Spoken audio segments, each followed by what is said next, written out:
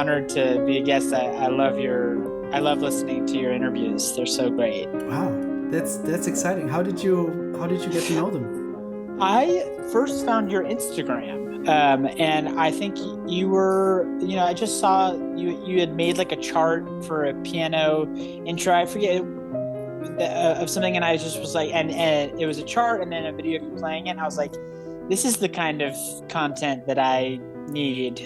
So I was just I'm very grateful that I found your page, just because I love what you sort of teach and go through, and I just could tell you're a great musician. So, and then I saw that you were doing interviews, and then my friend Blake Mills, I saw that Blake did one, Yeah. and then Blake had mentioned to me that you did an interview. I forget his name, but he's an amazing pianist, and he played with Wayne actually. Danilo Perez. Um, yes. So I listened to that because Blake was telling me how great of an interview that was, and Oh, it was so amazing, and that kind of got me really excited to listen to Blake's and Chris and Danilo, and yeah. yeah. So I've really dug where you go, Oh, that's so cool, man. That's so cool. Yeah. I'm really thankful to get this feedback from somebody that I admire like that. That's crazy. Oh, That's crazy. oh, Oh. thanks, man. I mean, I'm weirded out that you would even invite me on. I feel like I'm a slouch in comparison, but I'm stoked to talk about. It's I'm not really, I know these like disparate like pockets of information about music, and I love to talk about the little things that I know, and then learn from people who truly know what they're talking about, like you. So I think it'll be fun.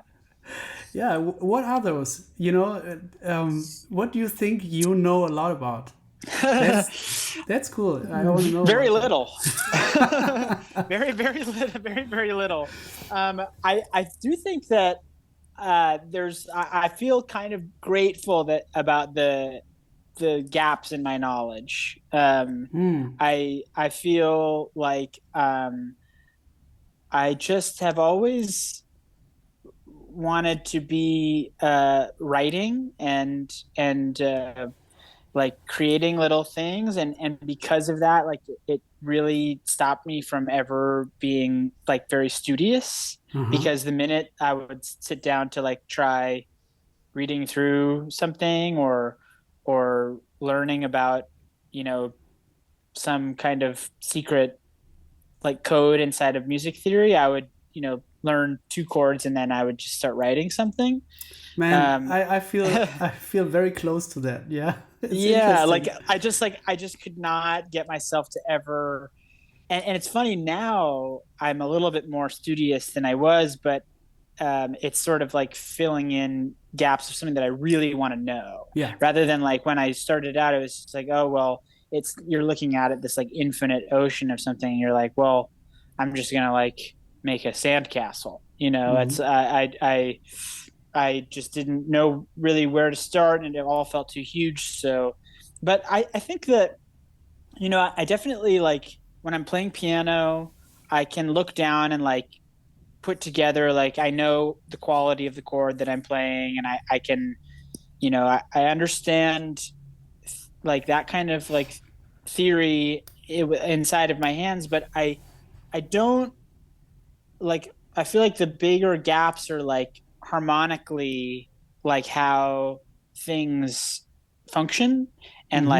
like where things like lead, and I think because I don't truly have that knowledge, but I do have the understanding of like what I can remember a chord or a cell because I know the notes and I know the quality of that chord, but I don't really know where that's supposed to go. And because of that, I feel like I'm able to maybe go places that surprise myself more, because Yeah. I don't mean to immediately start ranting, but there's this amazing Please go thing ahead.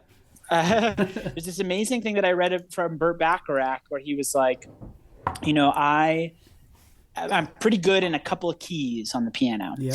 And if I'm writing a song and I'm stuck, I will transpose everything that I have up until this point into a key that I'm less familiar with, so that when I get to this gap, my hands are going to go to this place. If I want to go to the four, I'll go to the four, but because I'm in, you know, A flat minor, it suddenly becomes augmented or diminished, and Yeah. that would send him into his next section. Yeah. And I feel like I really like that, just like feels so like parallel to what happens to me naturally, where I don't I get to this place where I don't know where I am, and my hands kind of do something, and I guess maybe what I'm okay at is remembering that thing, Mm-hmm. and keeping holding on to that moment enough where I can like include it into the beginning of the next part of the composition. Interesting. So there's also some sort of muscle memory, although it's done maybe not in the key that you're familiar with so much, but there's some sort of like how you move the hand or what kind of Yeah, movements work well with to each other, you know. 100%. It's so weird. Like, a lot of when I'm sitting at the piano, a lot of times I'm like doing these like scale kind of, um, the hands going in opposite directions Yeah. movements, and depending on what key I'm in, like that, it just like that is the main generator of what's going to happen, because you know I, I I am maybe a little bit more comfortable in certain keys, and so when I move around in an unfamiliar territory, like just the things that I don't mean to do, they happen, and then they lead me somewhere. That's sort of like my process. And then just like I almost look at like little pieces, like just very small cells that I'm sort of like stringing together, like beads on a bracelet or something. Ethan, let's hold that thought because I think Sure. my producer is going to kill me if we don't change your camera Oh, to the yes. Oh, horizontal. You know what I mean? oh, yeah, yeah, yeah. How Oh about this? Is this yes. better? Oh, Okay. this is so good. Okay. Okay, cool. Nice.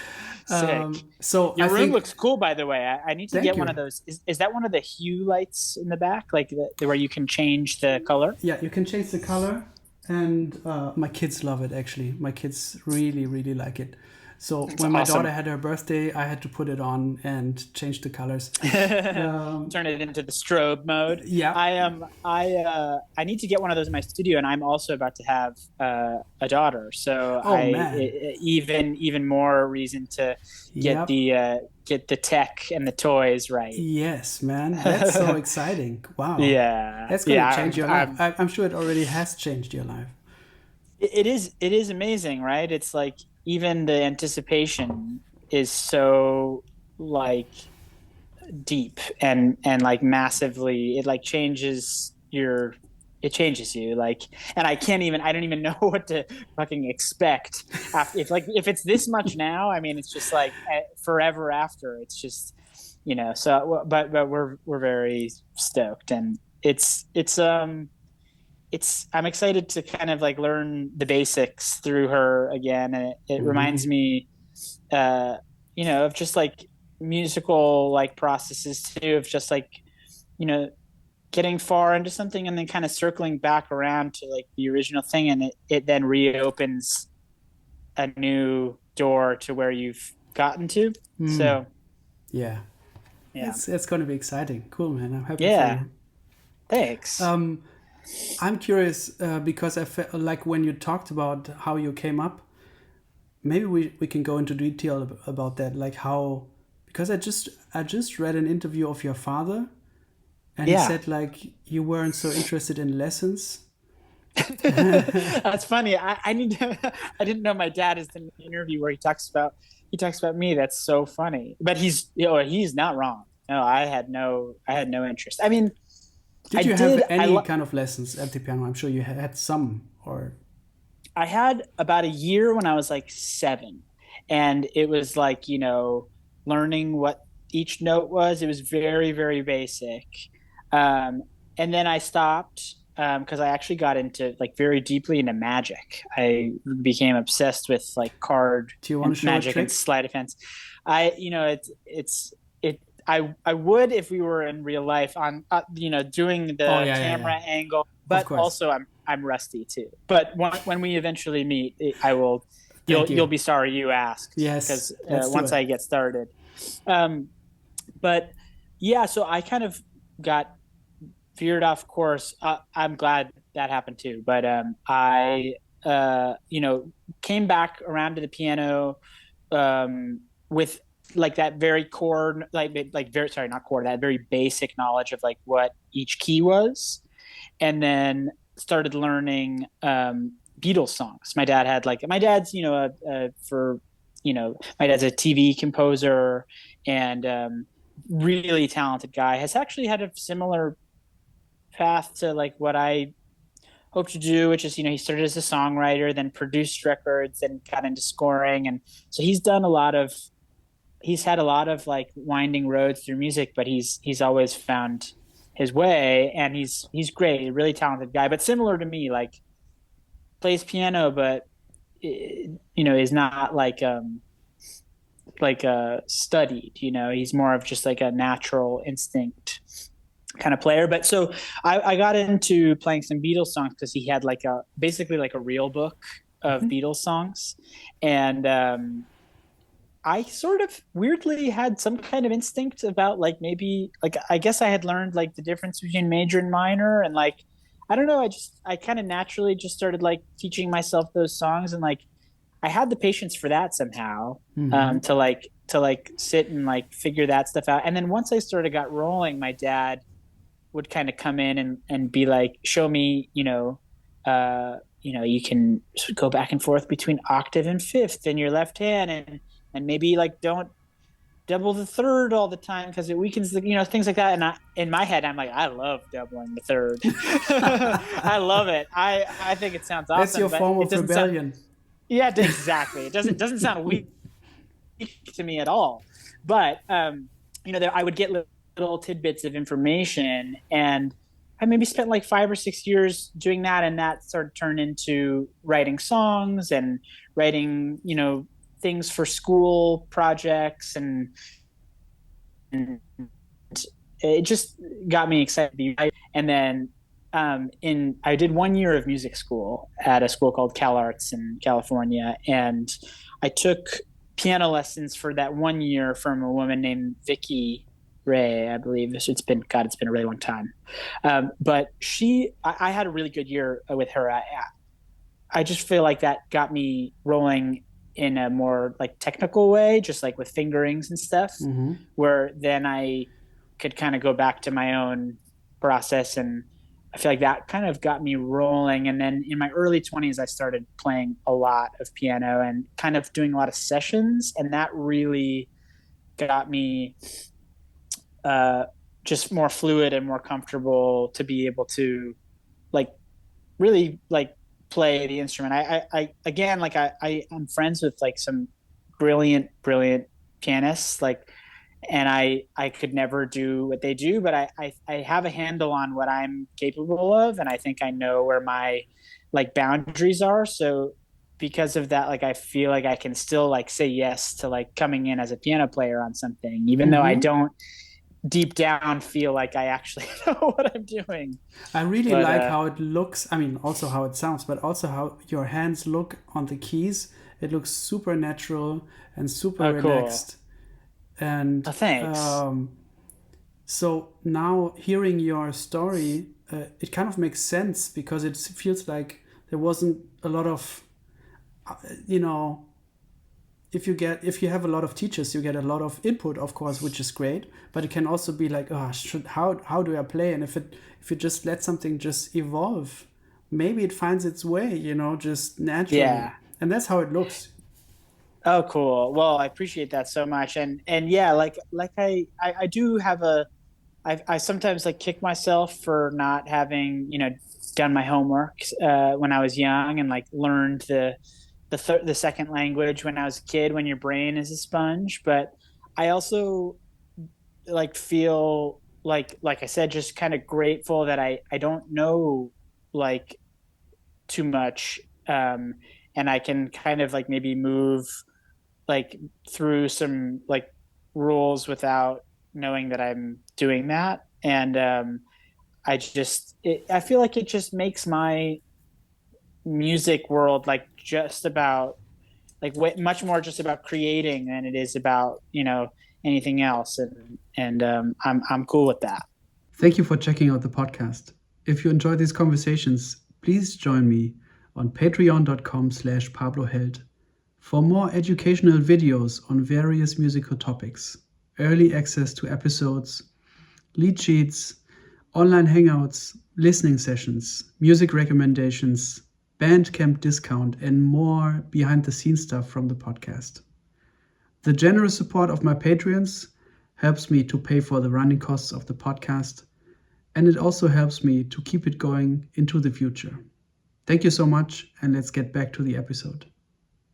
I want to get into this phenomenon that I can so relate to, and I see it in my kids as well. Like you said, you learn 2 chords of a song, or you learn a certain section, and then you moved on to do your own thing, which that is a kind of naivete, and also how do you call that? If you just like a freedom, but there's also a negative word for it. Where you don't. You have kind of a what's the word, man? Sorry, just structureless. Yeah, I mean it's just No, that's not what I mean. If somebody lets something to the side and doesn't regard it. Oh, procrastination. Yeah. Maybe that's What I mean is like you get a certain kind of input.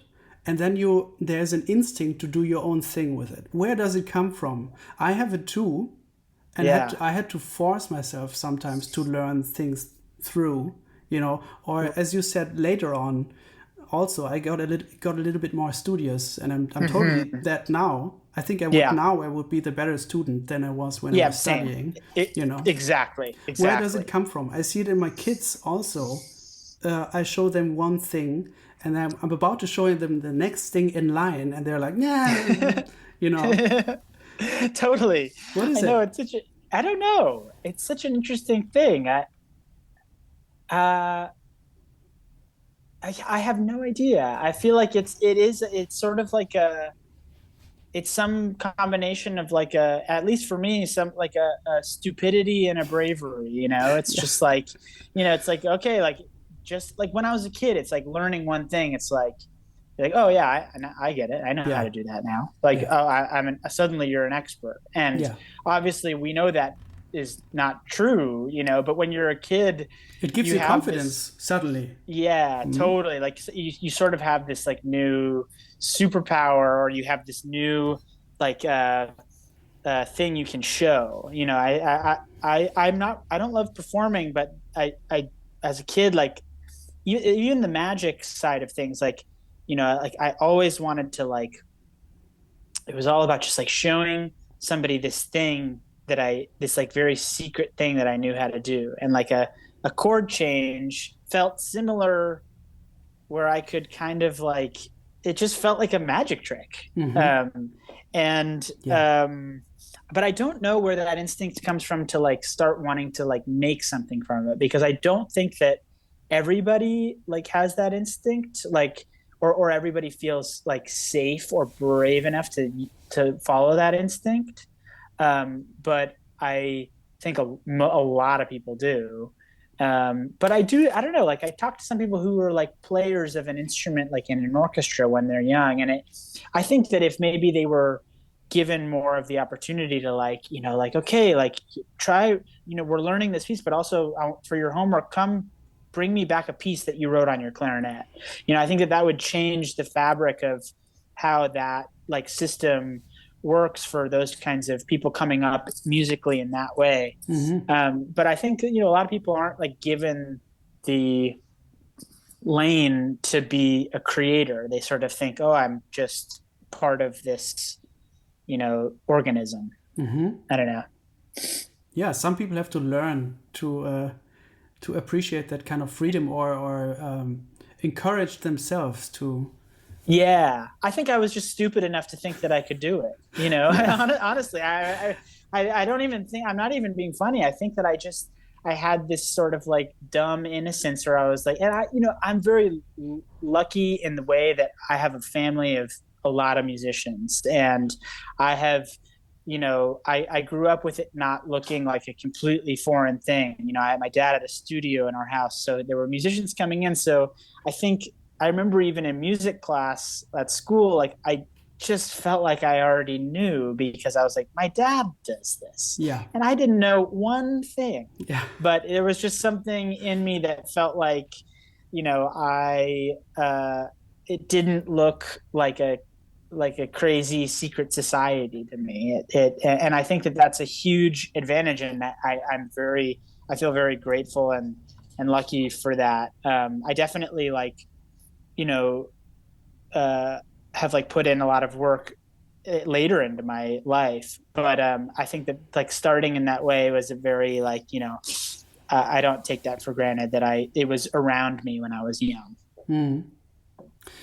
My father is also a piano player and piano teacher Oh, and okay. composer. Oh, And wow. my mother is a piano technician who also writes music at the piano and the guitar. Oh, wow. Okay, that's So awesome. so I know the feeling of coming up in a musical family.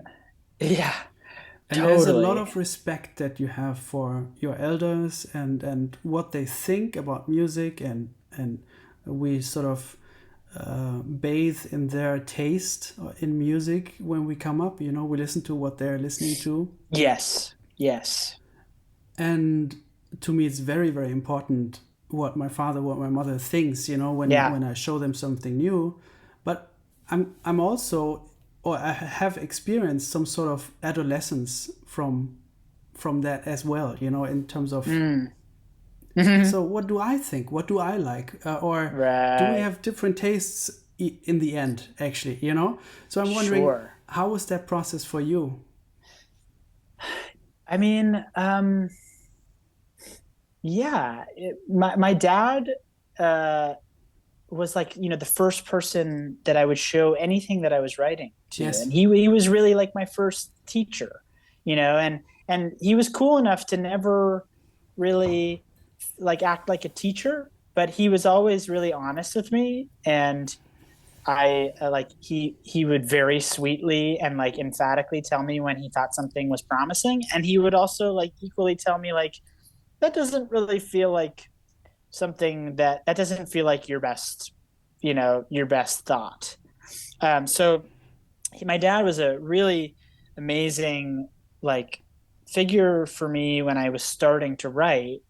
And then yeah, of course, like you don't when you're 17 or 18, the only thing you want to be is like your own adult. Mm-hmm. And so some of that comes with like rebelling, but I didn't really feel like I had to like it didn't feel like a rebellion against like his taste or anything because we still like the same shit, but I just feel like I was able to expand my own tastes. My dad um loves like Steely Dan and like really great like session like heady like great record making, and I love that shit too. Mm-hmm. But I also like definitely like we didn't grow up with the Rolling Stones in our house. We were a Beatles family, still Yeah. are, die hard. But I was like, shit, I like the Stones, and Mm-hmm. just like different, sort of like a rattier and like a more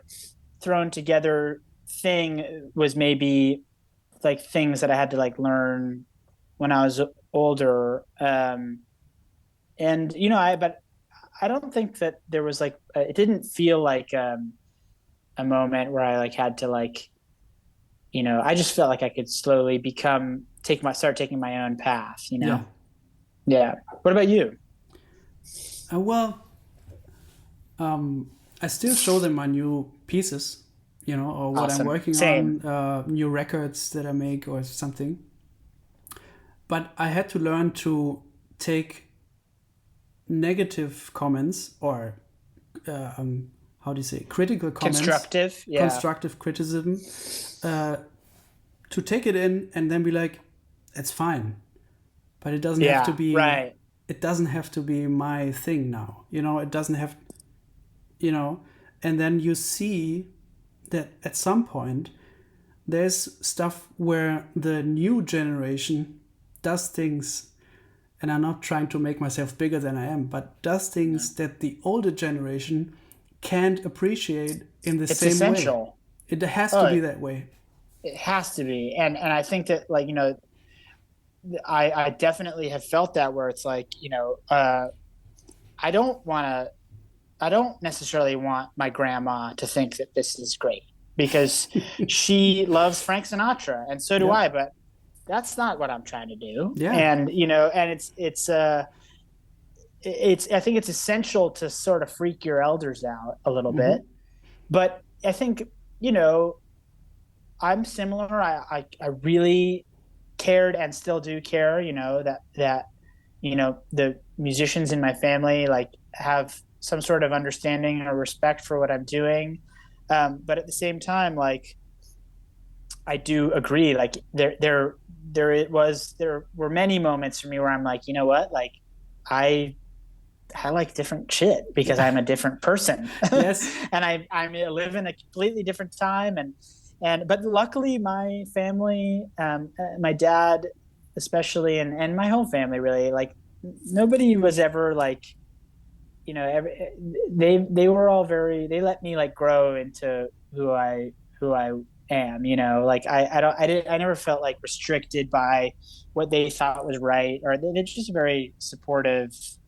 I'm just very lucky in that way, that they allowed me to grow artistically, um, without like sort of their own, like, needing it to be like kind of their vicarious journey in any way. Yeah. I think it's good too, because my dad has found, his success and his work and his lane.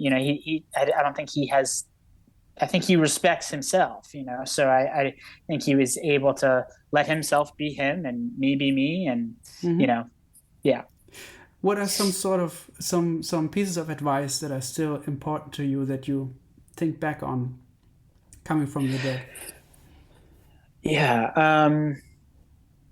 Well, he always would say to me, like, you can learn how to play this style, you can learn how to use Pro Tools, you can learn how to do all these things, but the thing that will keep you on some kind of a track is writing and composing. Mm. And because I would always want to get sidetracked into, because I'm a producer really more than anything. Mm-hmm. And I would always get sidetracked into wanting to learn how to use this drum machine, and Mm-hmm. how to reverse reverbs and in Pro Tools. And he was always, like, that's cool, but, like, I think he would always try to stop me from going down those kinds of rabbit holes, or just forgetting that the core thing, that all this shit, the only reason why all that stuff is fun and useful is because there's a tune or Yeah. there's a composition. Yes. And so that's something that was like very much like coached into me. And I think that was really, um, really special. And also, um, I think I learned a lot from him, like, just in kind of like it sounds weird, but like kind of like on the, not the, like, kind of the business side of just like basically understanding that it's like, it's really up and down, and like the kind of the athletic mindset of like, you're gonna lose, and like that doesn't mean, I just feel like that was a really big leg up for me to watch somebody like go through the Ups how and downs. difficult how difficult it is to be an artist as your job. Mm-hmm.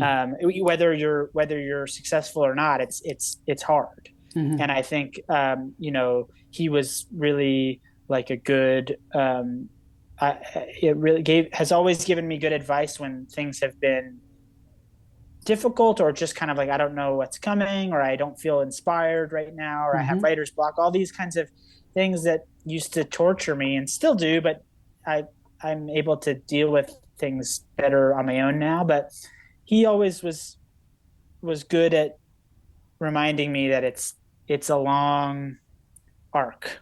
Mm-hmm.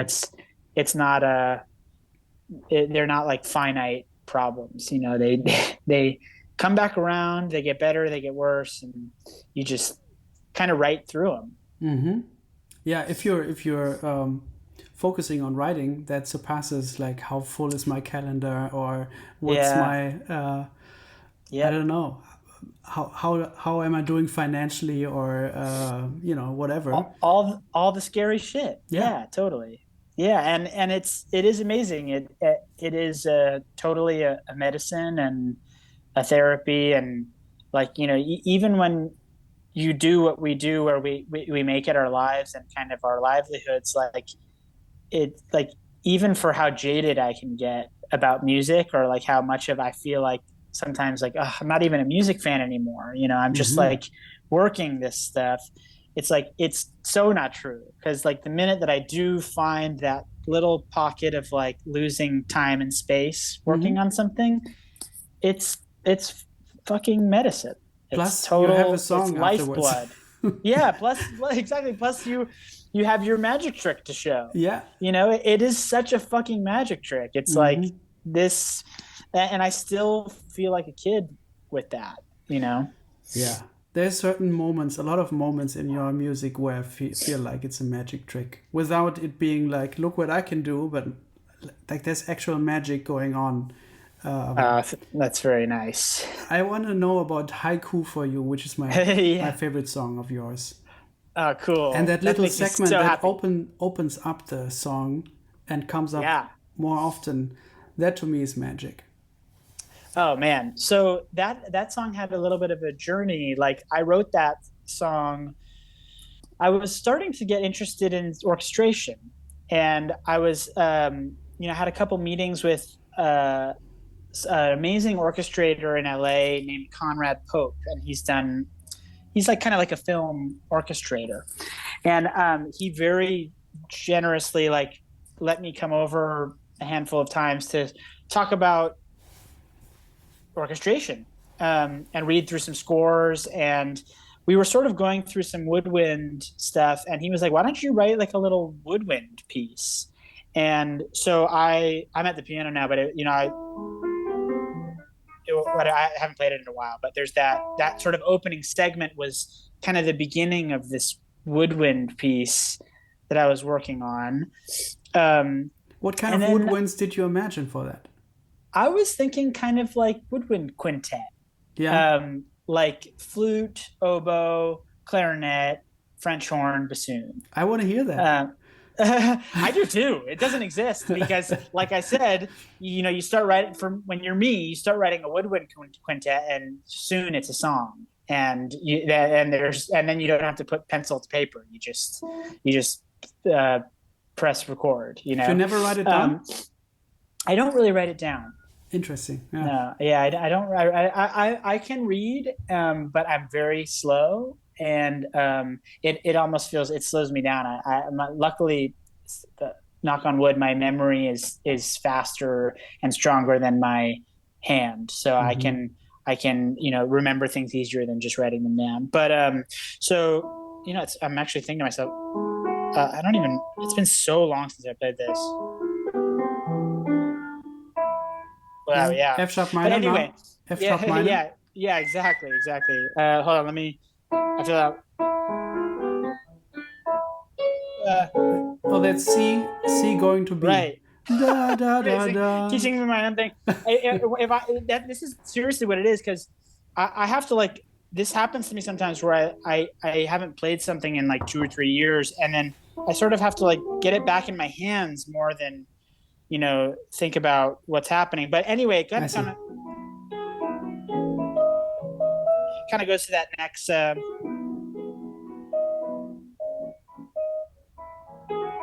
So that was kind of like this like next refrain, and it ended up being like a solo piano piece with a little bit of like words interspersed.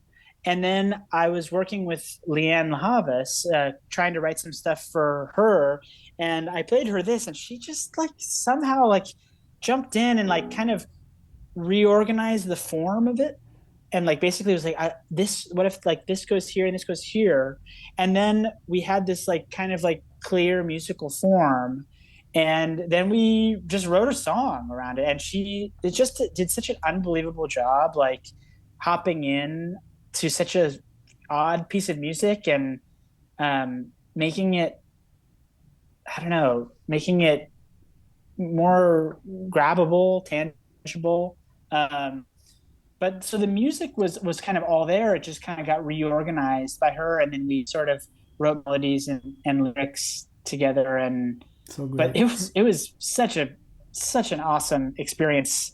I just think she's incredible. Yeah, and also how she sings, like she seems so in the moment. I don't know what kind of how many takes you guys did for that vocal track. None.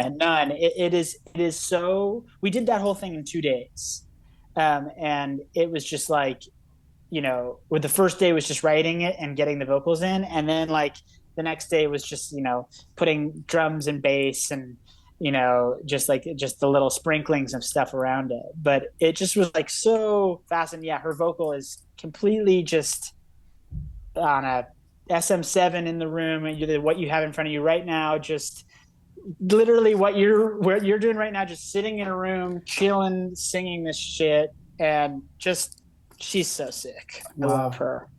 If I can take 1 second, I do want to.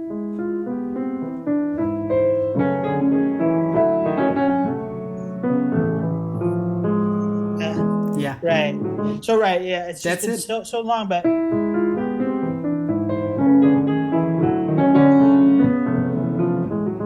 yeah, and then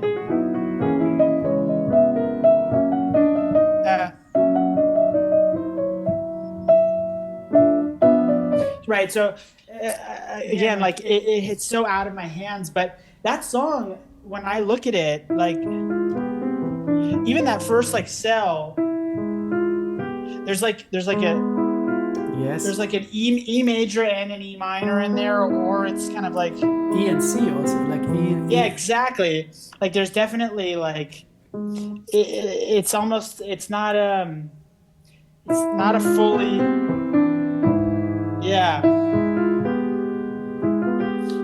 So it's almost like no, like a I know what it is. So it's like kind of like a flat 9 or a sharp 9. Yeah. But it goes to F sharp minor. So yeah. I was like, how did that happen? Totally. And then right. Yeah.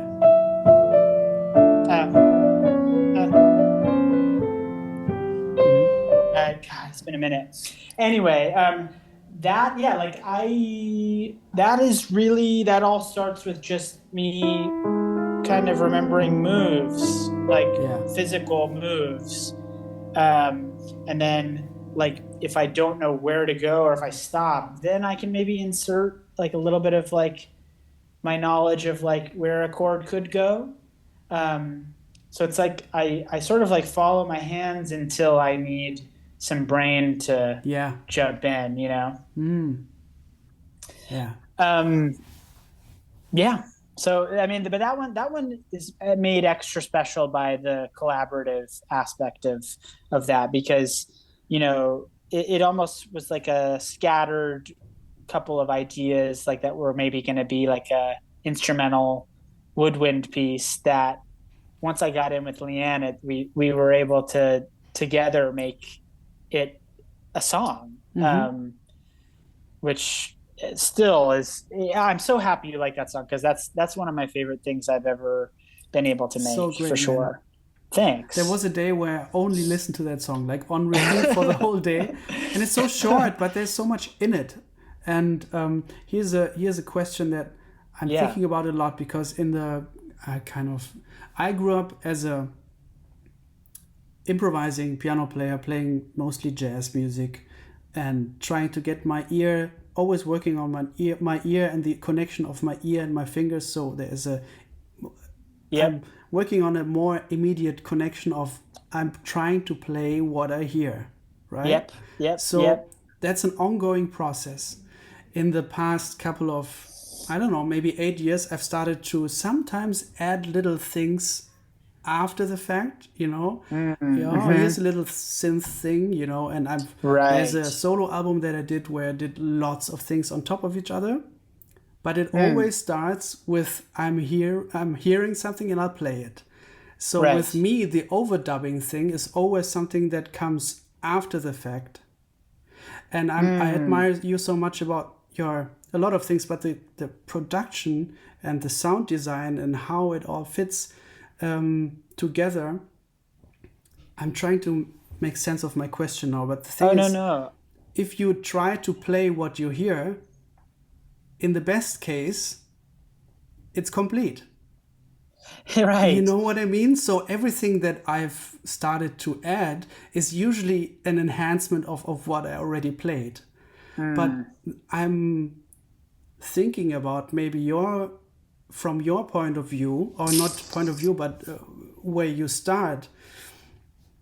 Sometimes you have to envision a couple of steps before you actually start. yeah. So if I have my overdubbing mind in place, that would sometimes maybe even distract me from playing in the moment, because I might think Mm-hmm. like, but I want to add that with the synth later, so I'm not going to play this chord that I'm hearing right now. Right. Yeah. Is that a question? I don't know what it is, No, but it is. I have, yeah, it makes me think of something definitely. Like, I always prefer, or I used to prefer, like, having, like, if I'm recording or producing a song, like, I want it to be able to work as a skeletal system. It's like someone can sit down on a guitar or piano and play it like that, and it has all the information embedded into that, like, yeah, right. basic DNA code. But I don't really, weirdly, like, my ideal situation, what I really feel like a lot of time in the studio is that I just want to collage and I just want to superimpose things. And I feel like that is what my writing kind of is sometimes, is I'm just like drawing together little cells and just finding the story within those things. And I think I do find myself more and more and really enjoying it. Like, as I'm writing, going like thinking like what you're saying, like many steps ahead, many arrangement steps ahead. And I think that it's kind of like, I don't think that I think that, like, a lot of like classical, like, I'm sure, like, Ravel is thinking about his orchestration in tandem with his core, like, piano reduction. Right. And I think it's like I am definitely thinking about arrangement and, like, sonic palette, for better or for worse, when I write now. And I think that there's, like, limitations to that. You can easily get a little lazy and go like, oh well, I'll figure it out later, and that doesn't necessarily maybe make for the strongest thing. But at the same time, it does allow for a little bit of the magic and the chaos of, like, this is why I love sampling. I love sampling so much, because you get things that, how is it fuck it's again, it's a magic trick that these two things can go together harmonically, texturally, everything. It's like that, it is this thing of, like, I have no idea how this happened, but it's incredible and I'm going to run with it now. And I think that I do really love, that's kind of my favorite thing about what I get to do, is that I get to surprise myself with combinations of ingredients. Yeah. But I don't think that I would be able to do that. I'm glad that I didn't start that way, I guess. I'm glad that I did start with, like, writing a song and then, like, arranging it based off of what's inside of the skeletal system of the song.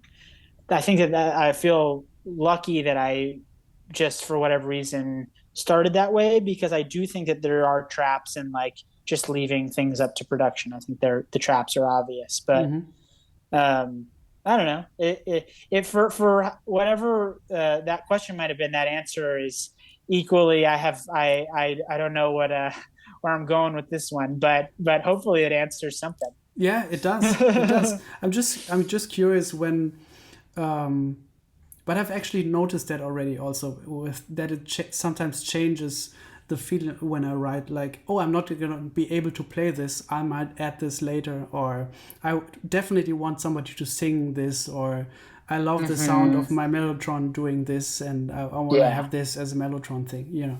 Yeah. So I, I'm seeing hints of that in what I'm doing now.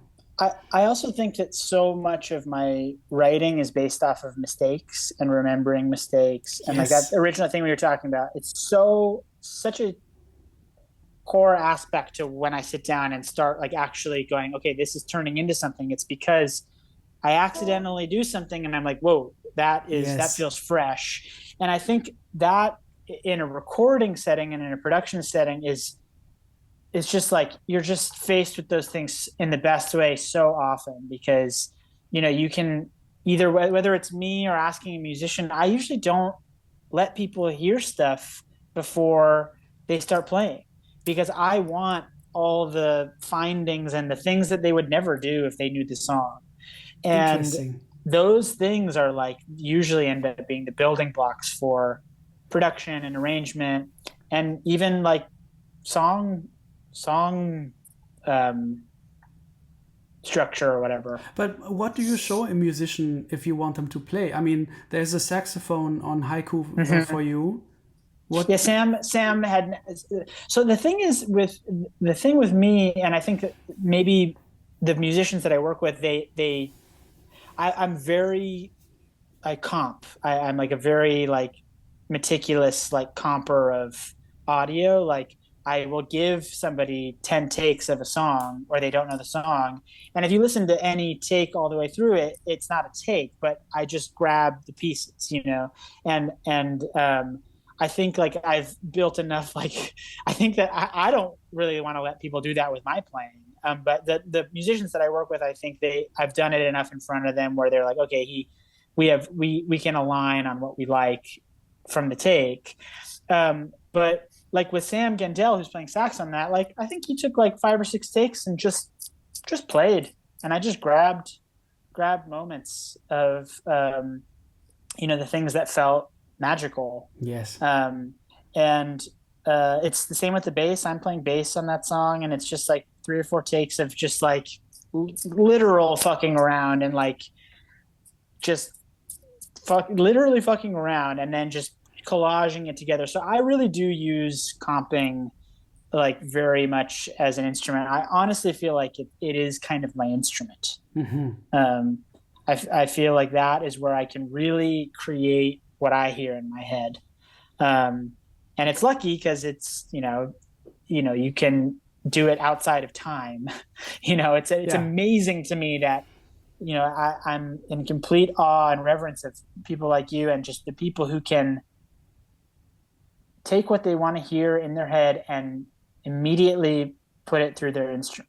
And I don't have that, but I do know what I want to hear. And so I can put it together with some alien technology. So how do we, as musicians, as artists, how can we find out what we want to hear? I'm sorry, one sec. Geez, God, I wish I knew. Um, I I don't. Well, I don't think that when I shouldn't have said that because I actually don't know what I want to hear. I don't know ahead of time. You know But when you hear it. yeah, it's like I know when I hear it. I know when something gives me a complete feeling, even if it's a complete feeling of a fraction of a moment of a song. You know what I mean? Like I am able to put myself into the headspace of like when I am comping some saxophone. Like even if I'm on a half of a bar, I know like, ooh, that moment worked. That Mm-hmm. moment worked, and I don't know how it's going to be framed by other moments, but that's going in. And I think that with writing too, like, well, maybe not, but I know where I'm like, okay, yeah, that's something to at least latch onto for a while. And I have all the time, I don't have a deadline on when this song needs to be finished. So I will just keep chipping away, honing in.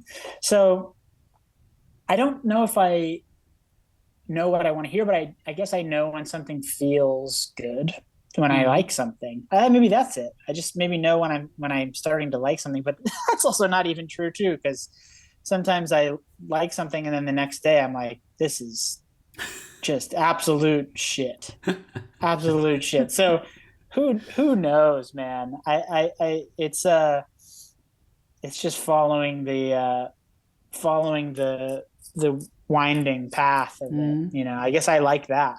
I don't I like the journey and the pain of that. Yeah. So the end product is merely an outcome of all the enjoyment of the Yeah. process. Yeah, I think that is what it is for me. And I think that um I'm such a fan of music that is more, it feels like it comes from a more like directly like on purpose place. Like I'm a huge fan of classical music. That's generally what I like to listen to. Um, and you know, pre Pro Tools, you know, it's just like writing it down on paper. It's like you gotta know what you're doing, and you Mm. have to make a choice, a true choice. You can leave it to later for editing, but like you can't go, oh yeah, you know, collage this with another sound, resample it, pitch it, all those things that I use as tools. And so because I think I like that music the most as like a fan, I think that I maybe like can use my like kind of like process of like not totally knowing what I'm doing, throwing together like disparate ingredients and then like collaging them into something that reminds me of the music that I like, which is this sort of like very on purpose music. Yeah, yeah, So yeah. maybe that's my trick of making things sound like they're super thought through, because they don't really feel that thought through while I'm doing it. But then they come together hopefully feeling like a cohesive thought. Mm. Yeah, they do, and also they sound like classically inspired or nurtured with classical music. What Oh, are thanks. some of your or let's frame it this way. I'm wondering what happens with you when you listen to a classical piece and you really love it. Do you just listen to it and take it in and hope that some of it rubs off, or do you actually try to grab the sheet music or try to learn something by ear, or what happens? Yeah, all of the above, actually. Mm. I have a bunch of scores, and my favorite thing to do, like I said, I'm not a very like I not a great like sight reader, but I can follow a score pretty well, and like I just love the activity of sitting and listening to music and reading along. And Yeah. I'm not going 1, 6, 5. I'm not like doing figured bass in my head. That's for sure. But doing I'm just watching it go by, and it's a nice way to listen. That's about, but generally, like when I'm not doing that like kind of leisurely activity, Mm. like classical music is, I'm left with an impression of like a harmonic approach or like an orchestrational move, and like I'll go like kind of like usually by ear, just like think about or play plunk through like what that might be, and then just our sort of through line here is that like the minute that I even get one fraction of what that might be, I'm usually just my ADD just is like, okay, that's going to become the beginning of something else. Yeah. And then that's just kind of my process. But I definitely, I feel like I grab a lot of things from classical music just like in a sort of like a color sort of way. Mm. Like, Yeah. oh, I just love the usage of the minor chord with the six. Mm-hmm. That's like just like a Debussy, like just like the adding the sixth. It's just like, okay, I'm gonna try starting something with a lot of sixths in it. Yeah. And that's as simple and naive as it is for me. But I guess I also like to confuse myself, surprise myself. So I want to go in and like make it uh like um I want to complexify it as much as I can. So Mm-hmm. I'm usually like starting with a simple thing like, you know, that, but then I'm like, okay, what are, with my abilities, which are limited, like what's the furthest that I can take this out to Yeah. be something that I think is fresh? I don't know. Yeah. It's funny that you say the sixth, because I've listened to Event Horizon Yeah. countless times, Oh, you cool. know, and also then I saw the video where you take it apart and show the different tracks, and I love that. Oh, I cool. wish I would have videos like that for all the songs that I loved by all my favorite I artists. It's know, so me great that you too. did this. I'm Thanks. thankful. Yeah. I feel that's why I even did that, because anytime I can like go on YouTube and like, even those classic albums, which, they're so, some of them are like so corny and silly, like the moments where they're sitting in front of the board and muting stuff. It's Yes. like, I could literally, like, if I could get paid to watch those clips forever, I would be a happy, if I would have a great career. Yeah, man. So I said this because I've listened to that song so many times. It was just last week that I noticed that it ends with a minor six chord, and somehow my ear blended this out or something. I don't know what happened, but Funny. it's Yeah, like I have, yeah, I love those, and even that like is such a Beatles thing to like end on like a yeah, major with a added six. That was like, as a kid, like the, anything like Hard Day's Night or so, whatever it is, like that era of Beatles. It's like that last chord, you just adding that note was like, oh fuck, like how yes, did they do that? What is that? Like that kind of shit still makes me like crazy. And so I have things like that where like I just sort of like latch on to a chord quality, or like a polychord. Like this is a chord that shows up a lot in my yes, music, which is, yeah. yeah, It's in number two of the prelude, two after each yes, other. I love this exactly. one. Well, that's why I love that, because they are so modular. It's basically, two major chords, a major third apart, Yeah. but the voicing is a little bit more open than that for me. Like I usually just do fifths on the bottom, and then like a full triad with an octave on top, and then like the minor six. Or I also love this. These Yeah. are fourths, so I That's in definitely part love one. these. Yeah, yeah, I yeah, love this moment, totally. man. Oh, thanks. Well, for me, it's like I love these kinds of shapes, and then I do end up learning them in all the keys so that I can incorporate them into writing. So, How do you but take yeah, something with like this through all the keys? Because I no, saw the major sharp five. yeah, This one, I the saw this in the augmented, yeah, video seven. that you did. There's the artist info, or there's like a video of you in the studio where you describe a little bit the process of Slow Motionary, that album, and Hmm. I think you take this chord through the keys a little bit. Yeah, I think like I definitely like will like sit down and like, Yeah. like do these kinds of things, and just like,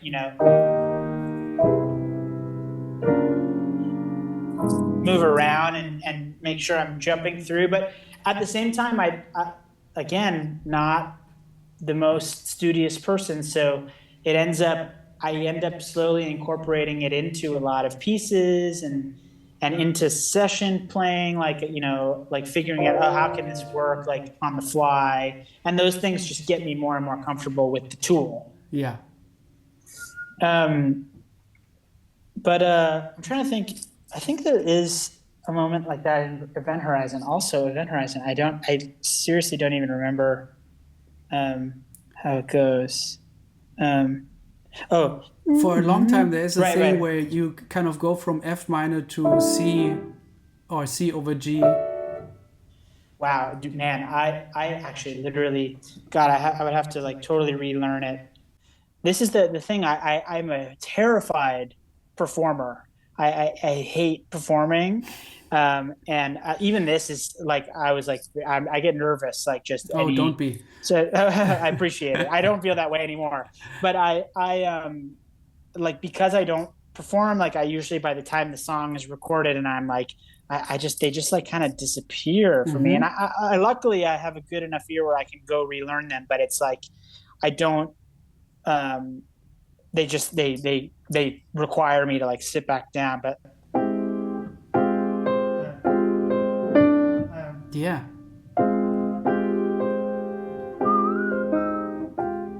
it's gonna be that I would need to hear it again. It's Yeah. been a long time. Also, I don't have a ton of like I maybe a few times been like I have a pretty good memory. I might have a good memory for the thing that's in front of me at the moment, but my bandwidth for remembering this stuff is now I'm working on a few like I did that Preludes record, and I'm working on a couple more pieces for a next project like called Amateur Etudes right now, of just like little exercises for somebody who's not who my kind of a player. Do you Like want to show us something? yeah, sure. I mean, let's see.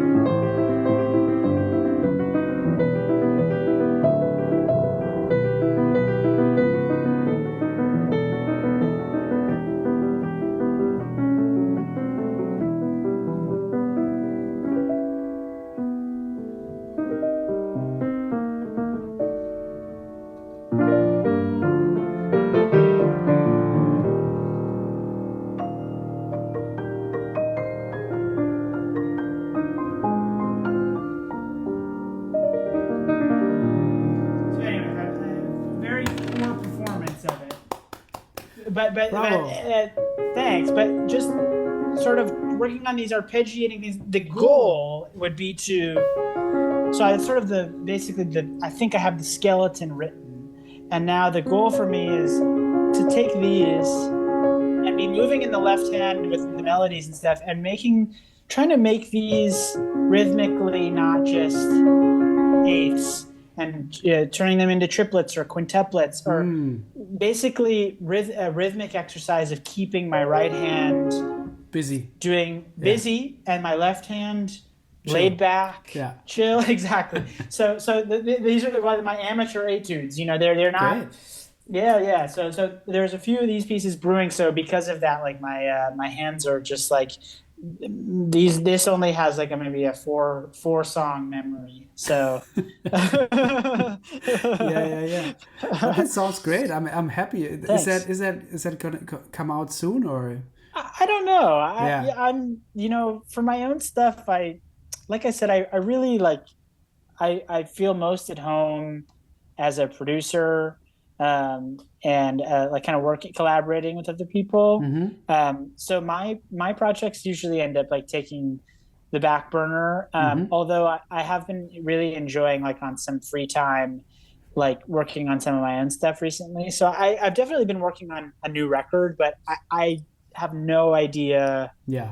it could be done in a year, it could be done in three. I don't know, and I honestly like very happily don't have an agenda with it. I my own project is has become circled back around to being very pure. I That's think I cool. used to, yeah, I used to like maybe put a lot of eggs into that basket, and but now my love and my business is kind of as a producer, so I get to kind of make my own music in a very pure way again. That's cool. Some people need a deadline or like something to work towards too. But I'll you, probably get there. yeah. Once maybe once I hit like a halfway point where I start really caring about Hmm. what I'm getting towards, then I maybe get a little manic and obsessed. But it's Um, how in that moment how can we still nurture that feeling of just I'm just gonna maybe finish this piece and let's see where it goes. You know. I think a lot of previous heartbreak. It's like you like the older I get, the more I'm like, you know what? Like the best shit happens when I'm not like wanting it so bad. Just like letting it arrive, letting it appear, just having some agnostic faith in Hmm. the musical universe. Hmm. Yeah, that's cool. It's good. It's good to remember. The Preludes album is maybe my favorite album of yours. Sick. I really Oh, love that's this. awesome. Thanks, man. Um, my only problem with it is that it's so short I because know. I was like, yeah, but I want more. I know. Where do I we go even feel from that way here? too. I would love to go back to some of those one day and not only extend them and like kind of write different movements for some of them, but orchestrate a few. Because I think that I like them as their own little vignettes. I think they work that way, but I also think that there's like opportunity to like expand. And I was watching this Leonard Cohen documentary recently, and he wrote, I guess there's like 100 versions of Hallelujah, and he released one and then Mm. released another one later and did different ones live. And then John Cale covered one live version, and then that's the Jeff Buckley version that everybody knows. And so there's this room for, I don't think pieces when they get released need to like be considered done. Yeah, that was a big topic for Wayne Shorter also. Mm, Like there's no end to a yeah. song or something.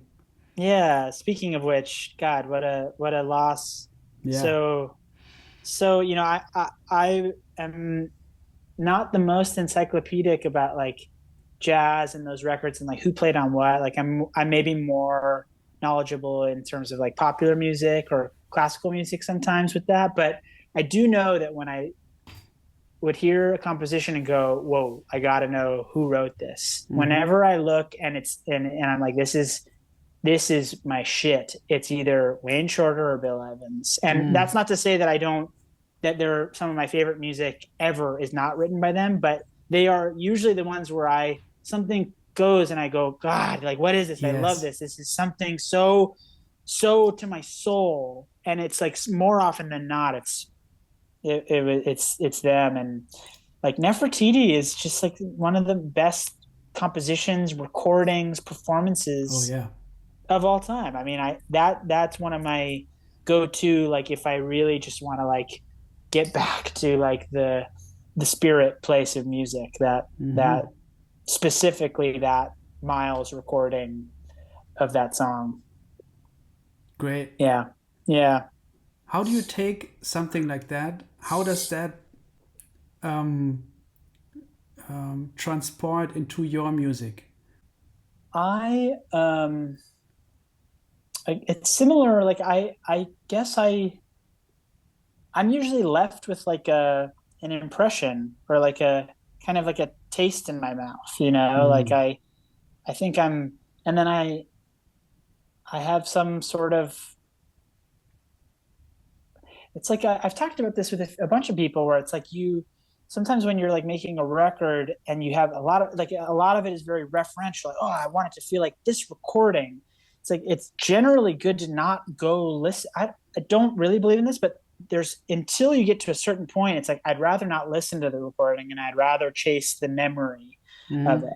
And then when you get into maybe like the mixing and the sonic stage, like that is a great time to do references, and I totally believe in that. But like when you're like starting to throw paint at the wall, it's like just like work off of the memory. And it's like I Yeah. couldn't really tell you what's happening in Nefertiti, but I know like very specifically how that makes me feel and like how light on its feet it is and Mm. how airy the recording is, and there's just like all these things that I'm just left with. And then those are the things that usually get like imbued into what I'm working on, but it doesn't end up really being like, even though there's a real book right here, and occasionally I will like look at how the fuck did they do that transition. Mm. And but usually it's, yeah, just like some kind of more um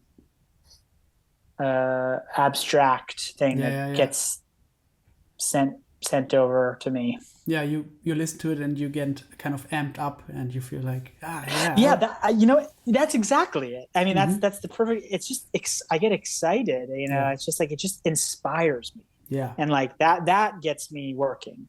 Um, and yeah, so that's exactly it. Let's talk about piano sound. Yeah.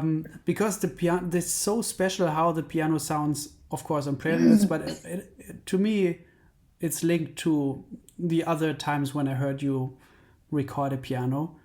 There's a specific sound and sound quality that is sometimes maybe the felt mute, but Yeah. there's also something else in place and something that's done after the fact. So, Hmm. what is it? Tell me about it. Well, it varies. It varies, but yes, I generally use the felt mute. For I'm slowly kind of getting interested in not. I mean, I just love that sound so much. It just speaks to me that. But I'm starting to really like the instrument again. Like to me, it was almost like a subversion of the instrument. Yeah. Um, and now I'm sort of like, I kind of liking things without a felt mute, but whatever, different story. But that has been like a big, definitely part of my sound of how I've been recording. I usually use a Yamaha upright piano, U1 or U3 preferably. And I have that felt on, and I just sort of mess with the tension of the bar. And I also think that the dynamic that I play at, I just like prefer the softest touch, and I'm like I might get very hot and play very, very softly. Mm-hmm. And so that gets the good parts of the sound, but it also gets a lot of the bad parts of the sound, like mic hiss, hammer, mechanical noise, which isn't bad, but can. So basically, like I'm often in a position of like if the piano is just a part of a larger structure of a recording, like I usually don't have to do much to it. But if the piano, it's like just if it's just piano and vocal or just solo piano, I do end up like with an engineer friend of mine, like doing some denoising and getting into isotope and removing some of the Mm-hmm. all the mechanical noises that distract me from the piece. But does that So that, also do something to the yeah, actual tone of the? yeah, it does this thing where it almost like it kind of makes it feel like it's inside out. Or it's like sometimes you get these like vacuumed moments where sudden it's almost like the closest thing that it feels like is like a phase, like flipping a phase. Um, and I think just because of the technology, like it's basically like getting in, and like I don't even know how it works, but Isotope is this incredible program that can, it's like a musical MRI. Like you put some music in and then you see this, like you can see it, and you can literally go in and remove Mm-hmm. like the tiniest noise or frequency, and the artifacts of it are definitely there. And like it'd be nice if they weren't, but also I kind of like them. They just sort of like they do something. It's Mm-hmm. indescribable, and I sort of like, because sometimes I feel like I have to remove this creak or this hammer that's like getting in the way of my favorite note in the chord. Mm-hmm. I just am like, I'd rather do that and lean into the artifact than have the piece be obscured. Yeah. But I always mic I take the front plate off of the piano and mic stereo in front. I like doing it in the back, but I don't, you get sort of that like strange, like Mm-hmm. springy thing from the back that I don't love. And I like all the hammer noise, but it's very hard to control at my velocity and like Mm-hmm. my touch because my notes are usually quieter than the hammer. That's interesting. But how do you Yeah. maintain the control over what you play when you play so softly and with so it seems like little attack, but it never Hmm. sounds like just meh. It sounds like still with strength and with weight. Cool. I But appreciate that. yeah, I've definitely worked on that a lot. Because how? um, I think that just by playing a lot and also just by like, you know, my insecurities as like a someone who can like improvise like anything, because I can't really do that. I've maybe like gone a little bit deeper into my tone and my touch because I'm like, this is what I'm able to do to make give myself more of my own voice. Mm-hmm. So I feel like maybe I've worked on that stuff maybe more than anything in terms of just like technique and practice. But also when I record piano, like I'm usually in headphones, even if I'm just doing solo piano. So I'm Why? able to because I can play softer because I can mic it really hot and turn it up really loud in my headphones and hear exactly how the air is moving off the note, and I can really like be in control of like the softest touch, and like just based on the miking, like I just feel like I have that extra level of like, it's like, I don't know, it's like driving a car and then driving like a Formula One car. It's like you have all this information now. You just like every little move you just learn how to control that. And I think like a very hot mic on an instrument, like the more you do it, like the more you're able to almost play that instrument of like Mm-hmm. well really it's just like the what is it called, the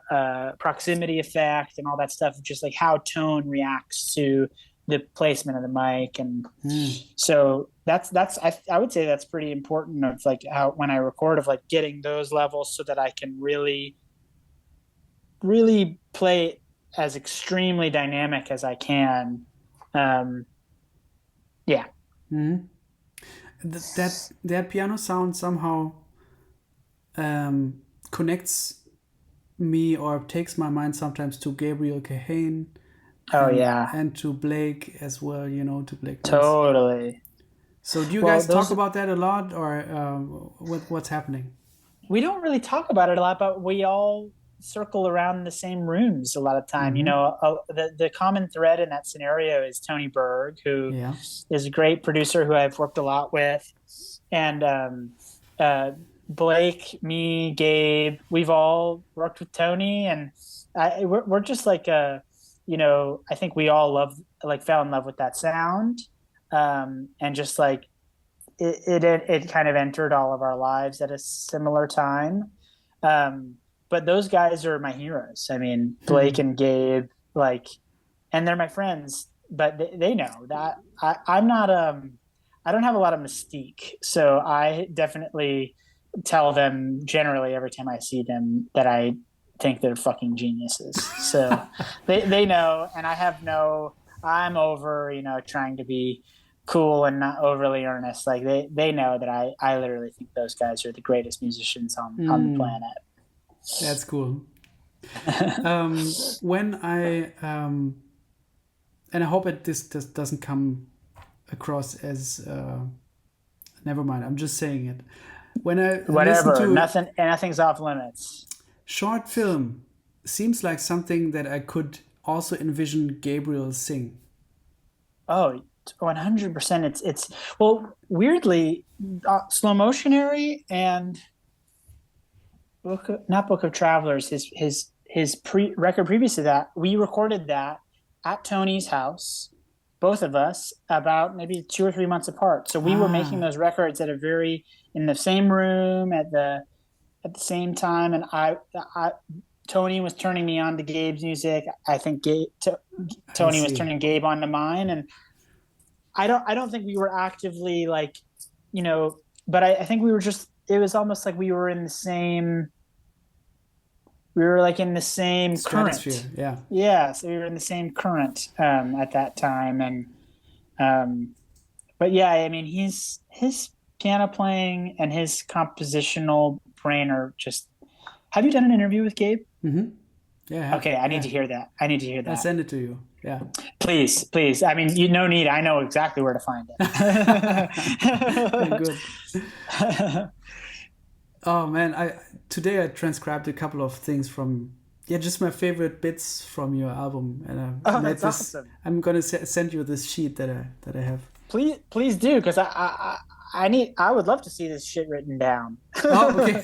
I just scribbled it very quickly, but I send it to you afterwards. It's kind of my notes to this interview, which I never really follow, but it's a great way to prepare, because you bathe in the things that you love, and I play along with your records, and this is nice, let me write this down, and thereby you kind of, because sometimes I have to admit I keep confusing titles, and it helps me to write down, this thing starts with B minor over F sharp, and this is this is that song or whatever, Totally. I'm the same. I that's also why I'm like, especially in like what I was saying about the jazz world and like being encyclopedic, like I know so many people who can tell me exactly what the band is on this track and when it was recorded. And I don't really have that that thing, especially with titles. Like I just kind of like, I don't know. My brain is bizarre. I don't really know how to do anything except for the 4 things that I kind of know how to do, and then that's it. My wife makes fun of me a lot.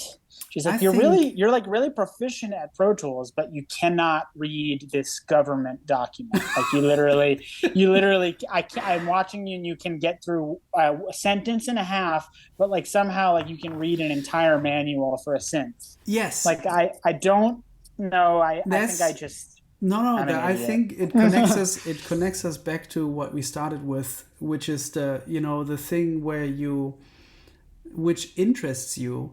There's like, you can take all the time that you need or want, and even more. But for the things that don't interest you, and me included, man, I'm the same. Not with manuals though. I don't. But the things we are interested in, we can do for hours, months, whatever. But the things I can't. Sometimes I have trouble reading. The same like you described, like. There's this email coming, and it already sounds like work that I don't want to do. So I have trouble reading these sentences, these words, putting it together, Yeah, totally. I mean, it's true. I am a very, very, very hardworking person when it comes to the things that I love and want to do. Yes. Like it's not a work ethic problem. It's patience. Well, it is a work ethic, but it's a patience, and it's also like I have to be like interested, or else something in my brain turns off, which is not a great thing. But I also I think it is a great thing in some ways. But I'm extremely grateful to my wife, who is like a badass ICU nurse. Like she has all the type A stuff like on lockdown, and like she can help me renew my passport. Yes. Like these things that I'm like, suddenly I'm looking at a form and it's like reading like algebraic, like like some kind of like strange calculus formula. Yeah, exactly. I can't even open the letters. It takes like a couple of weeks to open a letter, because I feel like there's some boring ass shit in there. Totally. I know that is And then there's like, so oh, funny. there's a new track of so and so. Oh, I need to listen to it 30 times because Yeah, yeah. Yeah, I know. It's ridiculous.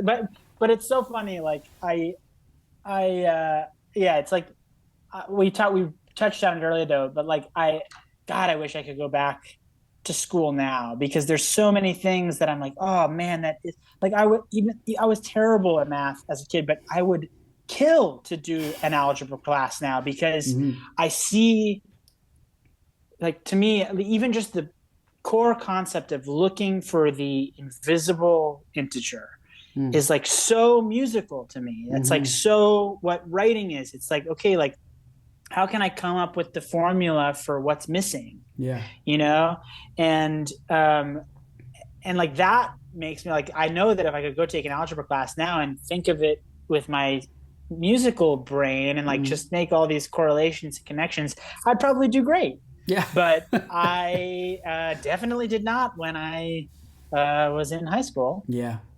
Same here. Um, but I I think because of that tendency to sort of like tune out when I'm not interested, there is something that like a muscle that's like secondary to that, which is learning how to coast and how to bullshit. And I think that all that is extremely important in life too, of like how to just like make sure you don't fail even if you don't care or don't do great, you know.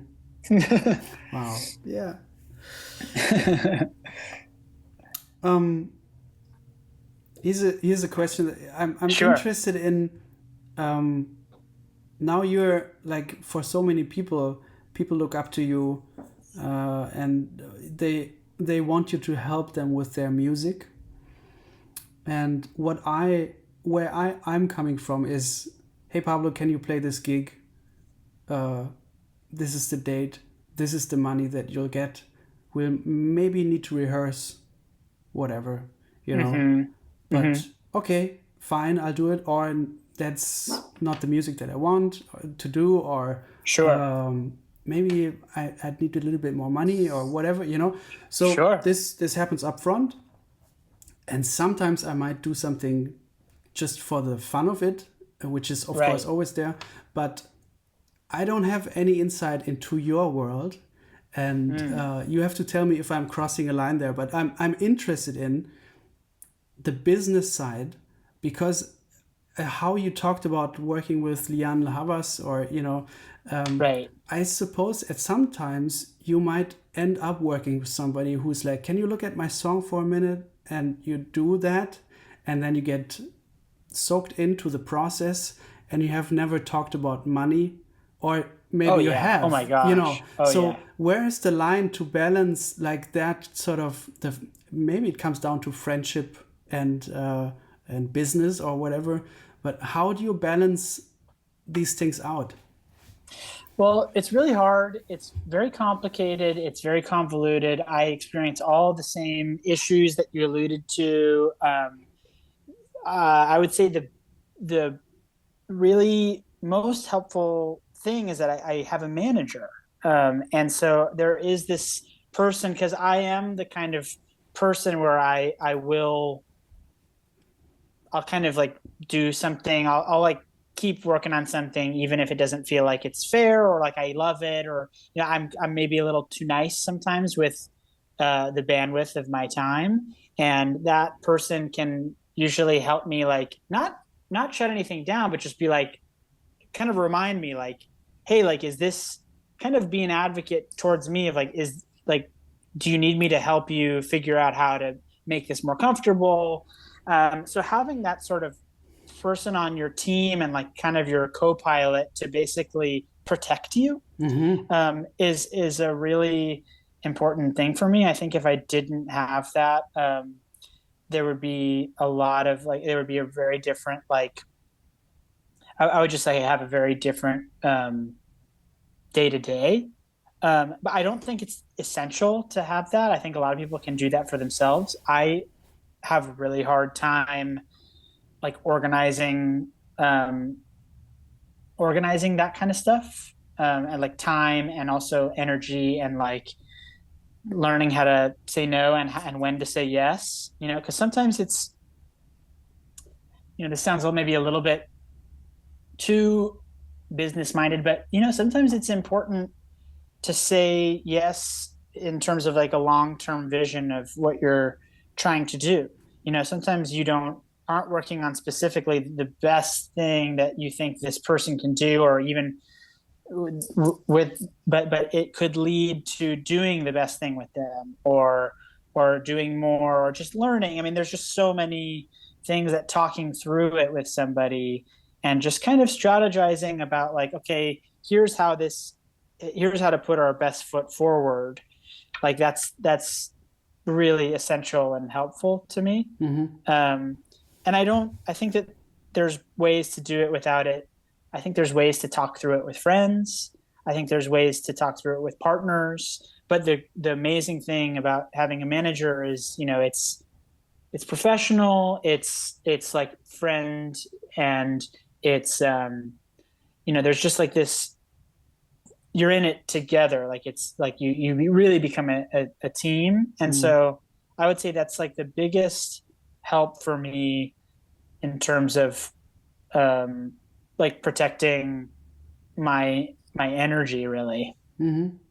So it happens less and less that you kind of forgot to talk about at the money or the business side of things, or I mean, does the manager step in right away, or what happens? We're very, I'm very, it's always on my mind to never like make that step one, because it isn't step one. And I don't ever want it to feel that way. I don't want to feel that way. But there is like, my manager and me, like by proxy, are like kind of always going, okay, like let's see where things are going. And then if things start to feel like they're picking up momentum, then we want to figure out what this entails. Yeah. And I'm always flexible. And it doesn't end up being like, okay, we've reached this point and now here's what it is. It's like, okay, what are we doing? And like, let's figure this out, And if it's like something that I am just dying to do or like super invested in, like we're always going to figure it out. So, I think, and it's also a very sliding scale too, because as a producer, sometimes you're working with people with great budgets, and sometimes you're working with people on spec. And What does on spec mean? just like for basically for free, knowing that if it does get signed or if there is money made in the future, there's a deal in place I to see. kind of be in partnership that way. But there's like such a sliding scale, and so that's also like that person's job to sort of like manage how all of that stuff works, because um, you want it to be fair to the artist. You also want it to be fair to you, and um, it's it's like just finding that sort of strike zone of like what feels good, what feels professional, and what sets us all working towards the goal feeling like excited and not feeling like slighted or bummed or, all those things. Mm. But honestly, it's a hard thing to do for yourself. It's a Mm-hmm. very hard thing to do for yourself. And I think, you know, I don't know. Not everybody is always in the position to like have that person, but even like there was a book that I read where they were talking about mentorship, and that's like a very important part of mastering something is having a mentor. Mm-hmm. But basically, there's part of that chapter is like if you're not in the position to have a mentor, you can be your own mentor. Like you can create the space and the character in your head of that person, and that will maybe lead you towards that person in real life, or you kind of become it's more about the this being the student of something. But I Mm-hmm. do think that it's sort of like it relates to this where you don't want to be your own manager because you don't want to have to deal with, you don't want to have to uh, taint what you love that Yeah. much. It can be horrible and really stressful and really depressing and all those things, like having to deal with the business side of your passion. Yeah. But if you don't have somebody that can do it for you, I think, like, at night before you go to bed, like, create your invisible manager in your head and kind of think, like, if you had a manager, like, what would they tell you to do? And Mm-hmm. usually it's probably what your deep down thoughts want. Yeah. So, and sort of trusting your inner manager. I don't know. Yeah. But it's really hard to mix your love with your business. And so having a team, whether it's one or a few people that are just on your side, Mm. is huge. Yeah. You talked about mentorship. Isn't Tony Berg somebody who's like a mentor to you? Very much so, yeah. Can you talk about that relationship? And also, I'm always interested in specific advice from Yeah. mentors like that. Oh man, Tony, Tony, like, she really, like, had a major impact on me. I mean, he produced and co-produced my solo records. He brought me in on Phoebe Bridgers' project, and we co-produced that stuff together, which was extremely life-changing for me. It basically got me started doing what I really wanted to do, which was produce. And he also is just a brilliant guy. He's just extremely smart. He knows kind of everything about everything. He's kind of a crazy person to talk to, and, like, he's one of those people that can, like, crush a Sunday crossword puzzle in 10 minutes. Like, he just has an insane breadth of knowledge, but he also has great taste. It's like Hmm. sometimes, like, people who have, like, virtuosic capabilities or brains or whatever, like, the taste can suffer, because they just have everything at their fingertips. But I don't know. I just think that he's cool. He's just fucking cool, and he has been extremely supportive of me, and I've learned a hell of a lot from him. And yeah, he's just like a really. It's almost like, to think about advice. It's kind of hard because it's almost like I've just watched his entire, like, the way that he lives his life and the Mm-hmm. way that he operates in a moment. Like, it's almost like I learned through osmosis through him, rather than, like, I mean, we've had a million conversations about everything, and, like, but it really feels like I just spent years with Tony, and, like, he influenced me greatly. What happens with a mentor is also like, and that's similar to what you said about the imaginary Imaginary manager. yes, because at some point you don't even need the mentor to tell you what it is or what you should be doing. Yeah, You they're can in your you head. can you can imagine their voices saying it to you. For better or for worse. Yes. I hear Tony before every night before I go to bed, being, "Don't be a little baby." I'm kidding, but not really. Yeah. But, like, there, the man has infiltrated my psyche. Mm-hmm. But, it's like, he really, because he's so smart and so opinionated, and his convictions are so strong. One of the great things about Tony is and because he's also he's just a good guy, just got a good heart. Like, he will fight you, like, he will argue with you, and you have to learn how to know what you think. You cannot really, like, he forces you to have a real idea, to the Opinion. point where you an opinion and a point of view.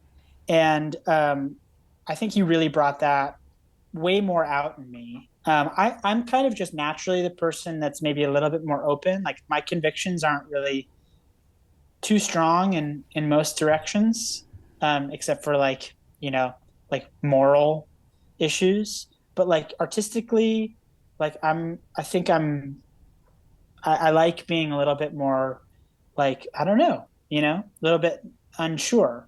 Mm-hmm. But in working so much with him, and I think he does too, but he knows exactly what's going to speak to him and what works for him. And, when we would disagree, learning how to navigate that because he's so smart, and I don't know, it's just he just really taught me I just got a much more of a sense.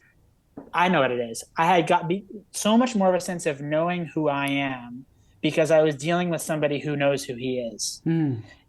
Like he knows who he is and what he believes in, and most of the time it aligned. But when it didn't, there was like this really peaceful discourse that I would go, okay, like cool, like now I know what I think, and thank you, because I knew what I felt, but I didn't know how to articulate it. So there are lots of things like that with my relationship with Tony. But like I said, 99% of the time our tastes are extremely aligned. I mean, we like the same shit, so it doesn't really have to do with that. It's more just like learning how to articulate Mm. things. Good. Yeah. I mean, I don't know much about him yet. I recently just tried to learn more about him because I was preparing for this interview, and Oh, you I saw this video of him in the studio at Sound City with some guys testing pedals and stuff. yeah. And I saw half a minute of it, and I just knew this guy has a natural authority. Like he doesn't Oh even yeah. have to prove a point; he just knows it, Yep. and that transports totally. I trust him already. Yep. Like, Yep. And no, the amazing thing about Tony is that he's had an incredible career as a producer, as an A&R person. But to me, the most amazing thing, like truly, he's done so much cool stuff as an artist. But the one of the most amazing things about him is that he has been a real mentor to a lot of people. Blake, Sean Everett, I feel lucky enough to be. There's just so many people in Los Angeles and the world that have had their moment with Tony where he's moved their needle, mm-hmm, and I think that that's like one of the most special part of his, what he's brought to the music community is he's just really, and I think that that's like a huge job of a producer is to help people find their voice, mm-hmm, and it doesn't have to be their forever voice, but it has to be their current voice, mm-hmm, and he's extremely gifted at drawing out um, people's like idiosyncrasies in a way that is very charming mm-hmm, and beautiful. Like he mm. wants things to be subverted and strange, but he drags them out from people in a way that kind of makes people do their coolest shit, in my opinion. Mm-hmm. So would you say like a producer, on top of being very knowledgeable about music and the craft and everything and the studio, does it also come down to just being a people's person, somebody who knows people and how they act and I sensing don't think it's strengths and also maybe insecurities and yeah.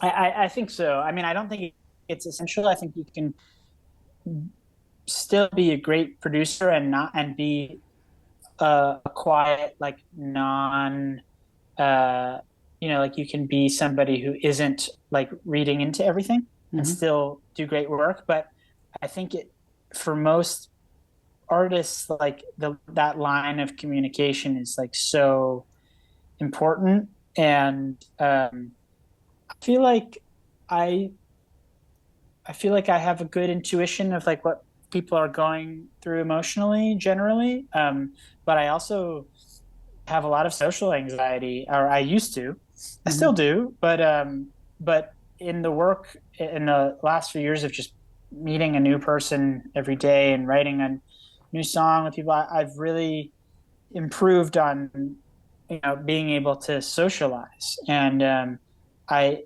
because of that, I do believe that it's one of the larger parts of what I do is like Clicking with being able somebody quickly. to, yeah, and earning people's trust without being a liar. Yeah. Like, I think there's some people that will earn your trust by like reading you really well and knowing exactly how to manipulate themselves to fit what you want, and that's a skill. But I think, um, my goal is usually to be myself enough for someone to feel safe to be themselves. You That know, means being um, vulnerable, right? yeah, it does. Yeah, and that took me a long time. Still is will be a forever journey, but it is. And I remember reading a tape op interview with a producer who was like his name's Ricky Reed, and he's like a pop producer. Like he does everything, but he's very successful in his field, and he's like very much was like in the circuit of like co-writes and the circuit of songwriting every day and like a track a day and all that stuff, which is slightly foreign to me, although I do that too. And he basically was like, I didn't really start finding real success until I realized that I, I have to be the same person that I am with my wife and kids as I am in the room with the artist that I just met. Like that person I just need to be me, and I can't put on the different mask Yeah. and he was like, with the minute that I did that, I just, the writing just and the connections really started to flow. And I remember reading that and just being like, for some reason it resonated with me because I Mm. think I used to have more of like a protective suit, and as a way of like not feeling so insecure. And just the older I get, the more I do it, I'm able to just be willing to have awkwardness and be willing Yes. to have vibes and get through it. And some of the best sessions I've ever had have started vibey as hell, and then 2 hours in, we're like, wow, this really is working. Mm-hmm. So you never know. Mm-hmm. But it started to work because uh, at least one person opened up and showed their true self. Yeah. Yeah, and it's really hard to do, like when you're, especially like when you're nervous or like working with somebody that you're like a really big fan of. Like Yeah. it's hard to like get over the nerves, and like that's I think difficult. But I think the trick is sort of like accepting that, and like being aware in that moment of like, okay, it's like I don't need to be embarrassed that I'm a little nervous. It's like Mm-hmm. that's vulnerable. It's like I'm your fan, Mm-hmm. like and I don't know if that's the right thing to do for everybody in terms of like winning certain personalities over, but I don't care Yeah. because it's who I am. Mm-hmm. When are you gonna come to LA? When there's an opportunity, we Okay, we all as right. Europeans, we don't really have opportunities to play in America unless we hire a lawyer who's gets us a work permit. So I'd Yeah, rather and I not know do that that's that. just been made more difficult. Yeah, Yes. no, absolutely. I know that that is also uh, controversially so becoming more difficult. So it's intense, man. Crazy Yeah. times for So I sure. have I have for some sort of getting over this hurdle or something. I have some strength, but when it gets so stupid like that, I don't have so much in me. I have to make it in America to be able to tour there. Yeah, Right now, maybe that it'll change, but I feel fine over here, good. and I totally want to come to LA and hang out with you, or sit in the studio Yeah, and watch you do what you do. But right now I'm It'll not like happen. But right now I'm not in like I don't feel like I should be working on getting a gig in LA right now, you know. well, I mean that we're very for as hard of times as it can be in so many ways, we're very lucky that we can be aware of each other and talk and work Yeah, and isn't it amazing? communicate ideas. Like, yeah, it's like you don't need to come to LA now. I mean, I Yeah, would we would love to have you, but it's amazing that you and I can know each other and that's the beautiful part of I do so much work remotely. I do an insane amount of work, like just passing files back and forth, and it's not always ideal because I usually want to be feeling people's like of energies, but course. Yeah, um, like it's it's like so not it's not like this like once in a while kind of thing. It's just like a constant. So it's amazing, you can be a musician anywhere now, which is yeah, yeah, which yeah. is sick. I mean, you used to be, but now I think it's you can be a musician that is playing on and doing things, you know, anywhere. It's true. It's true. And also things like this, you know, of course, this interview would be different when we would be in the same room, sitting at the same piano together, and would be maybe even more Right. spontaneous or more like I would interrupt you more or whatever, you know. Right, right, right. Or I would, or we would allow silence more because silence on the internet is like 10 times longer. Not even in Yeah, a time, but somehow. in like Yeah. an emotional state. Like 10 seconds Yeah. is like eternity, you know. Especially for people Yes, like us totally. with zero or not enough patience, you know. Tolerance for Yeah, you know. yeah. Yep. So 100%. but I feel Yeah, like 100. there's Oh yeah. still a lot of things possible and connection, and I've met so many people this way and connected with them, and so I feel like once as you just said, you know, once you become vulnerable in this format, show really show something, then there's the possibility of connection. Then that transports to the listener as well. Totally. Yeah, no, I truly like the interviews that I've heard of yours I'm so into, and I just feel like it's this really, and even today just like a great mix of like talking about music and like the intricacies and like the nerdy aspects that we all love, but also like talking about like the emotional and like the really core spark things about the all the facets, like just diving into like the holistic view of music, because Yeah. it really is it's a life, Mm-hmm. it's and when you're obsessed kind of like we are, like everything revolves around it and it revolves around everything. So you and I could probably get together and not talk about music at all, and it would probably end up being a music conversation, In a way. Yeah, it's true. in It's a true. way.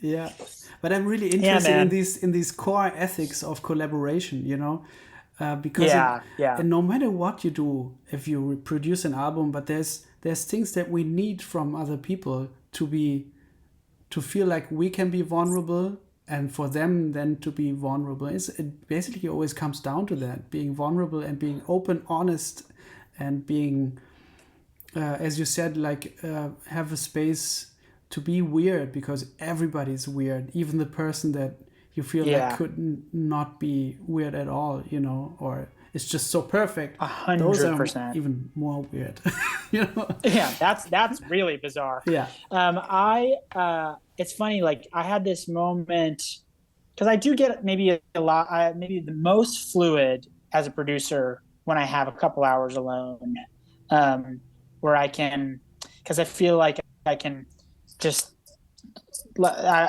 I have always said that this whole conversation, like mistakes are the best, Yes. and about it, sometimes I don't, if I've just met somebody or like I don't have that rapport with them yet, like I have to kind of like work in a way that is doesn't like stop the flow, and that doesn't really include mistakes all the time. So sometimes there was a long time where I was like, it just would be great to be able to spend more time alone and like send things to people that way. But when COVID happened and that became, I was lucky enough to have my own space, and I was doing work remotely, and I was thinking, God, this is kind of great. Like I get to like just send files, and but then I was working on a couple songs, and they would like get to this place where like, it's like, okay, well, suddenly like we've been loving it, and then suddenly we don't love it anymore. It's like it just suddenly it feels like it's wrong.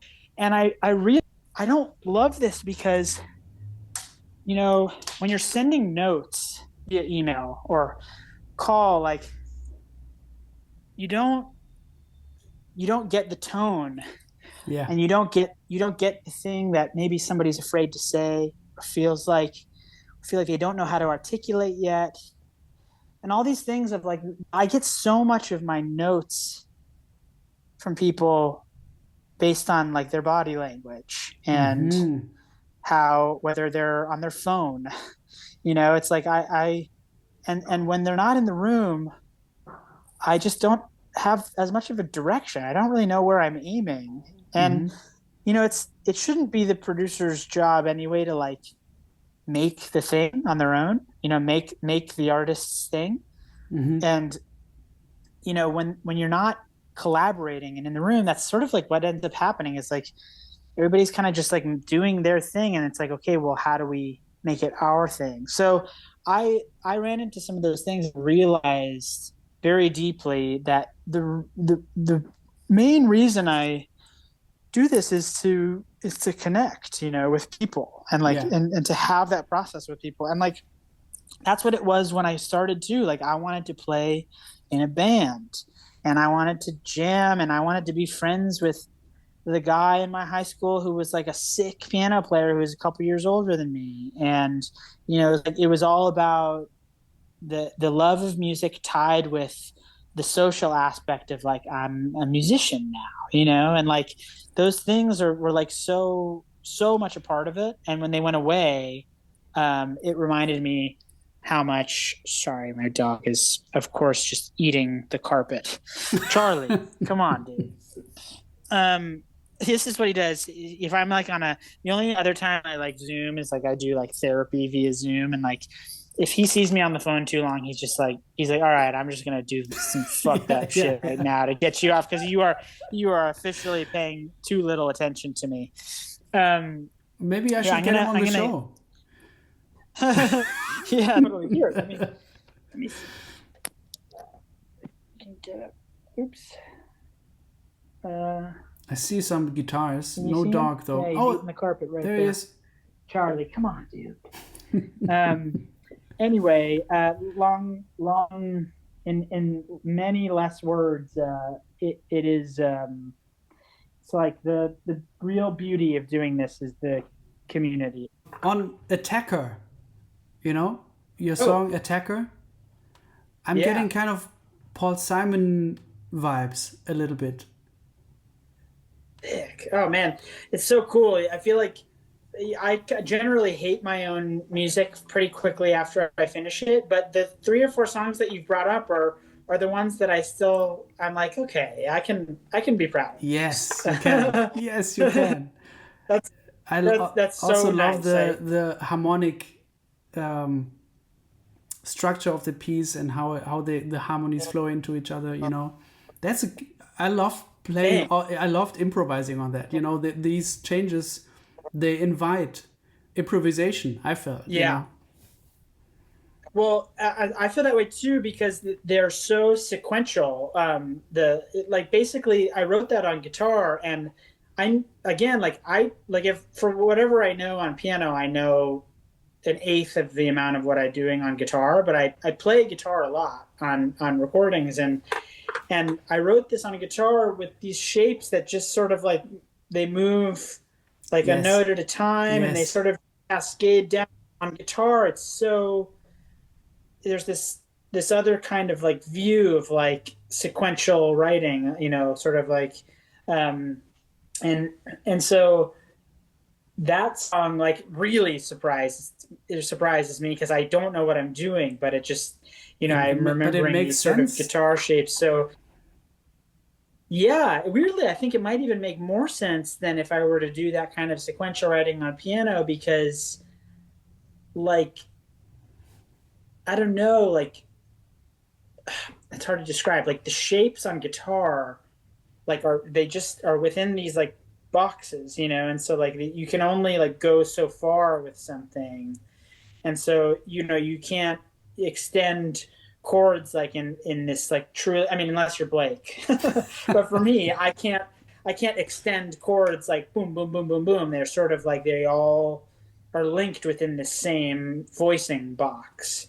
And so like they like moving sequentially on guitar um might even make more voice leading sense, I guess is what I mean, than if I were to do piano, because on piano I know how to just like jump to an inversion up or down, whereas on guitar I'm just like, okay, I guess I'm just in this little square for a little bit. Yeah, that's great. God, so funny. It's like it's reminding me of it's just like the way that I make music is just by knowing the bare minimum and just getting away with whatever that means.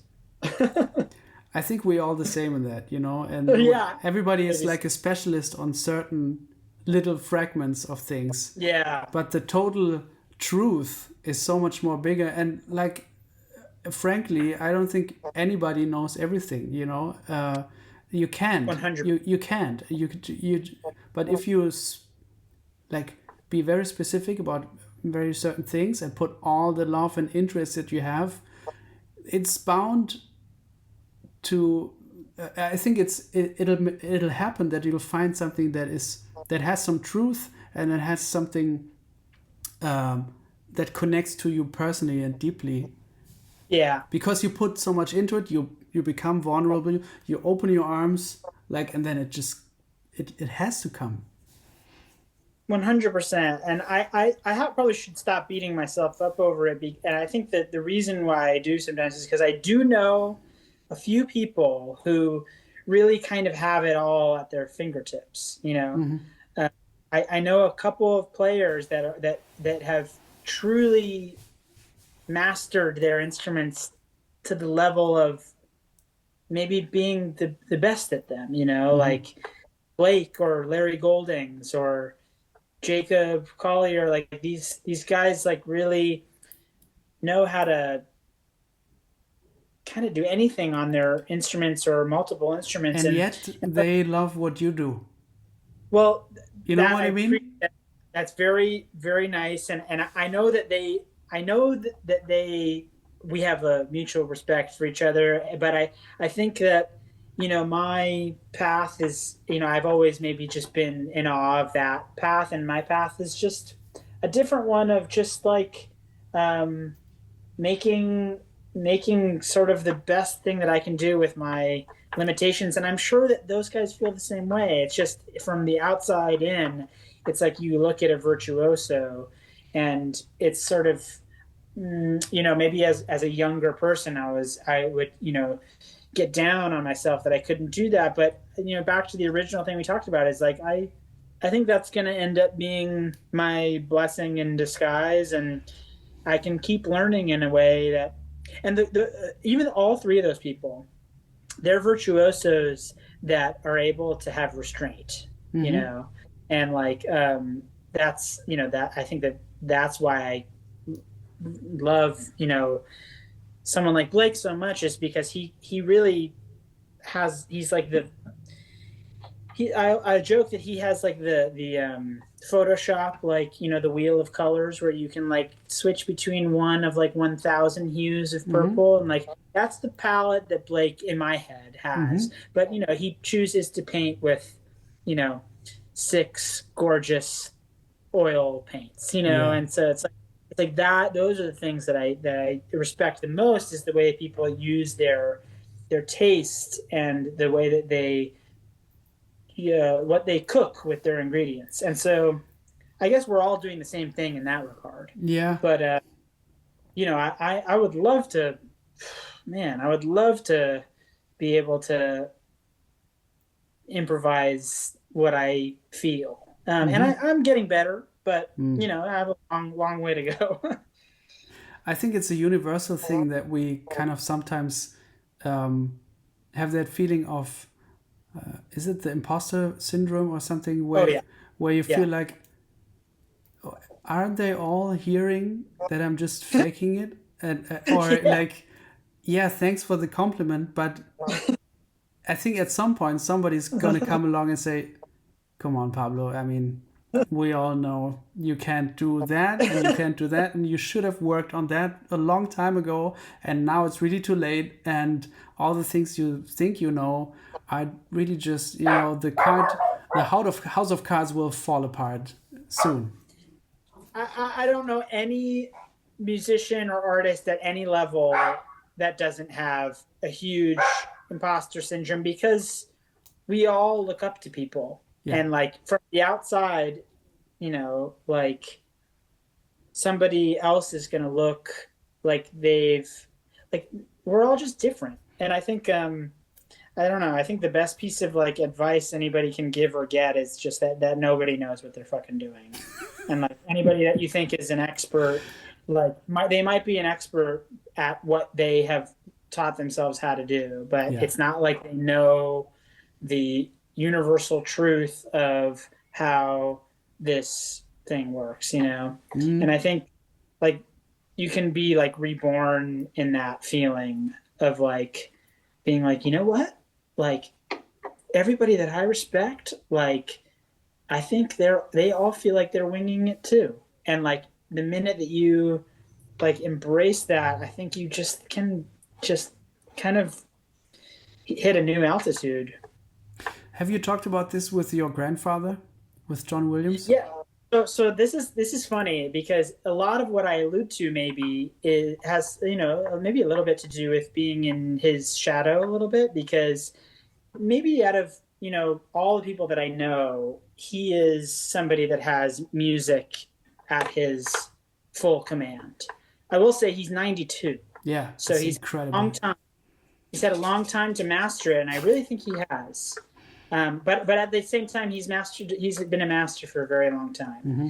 and you know, I love him. He's an amazing guy.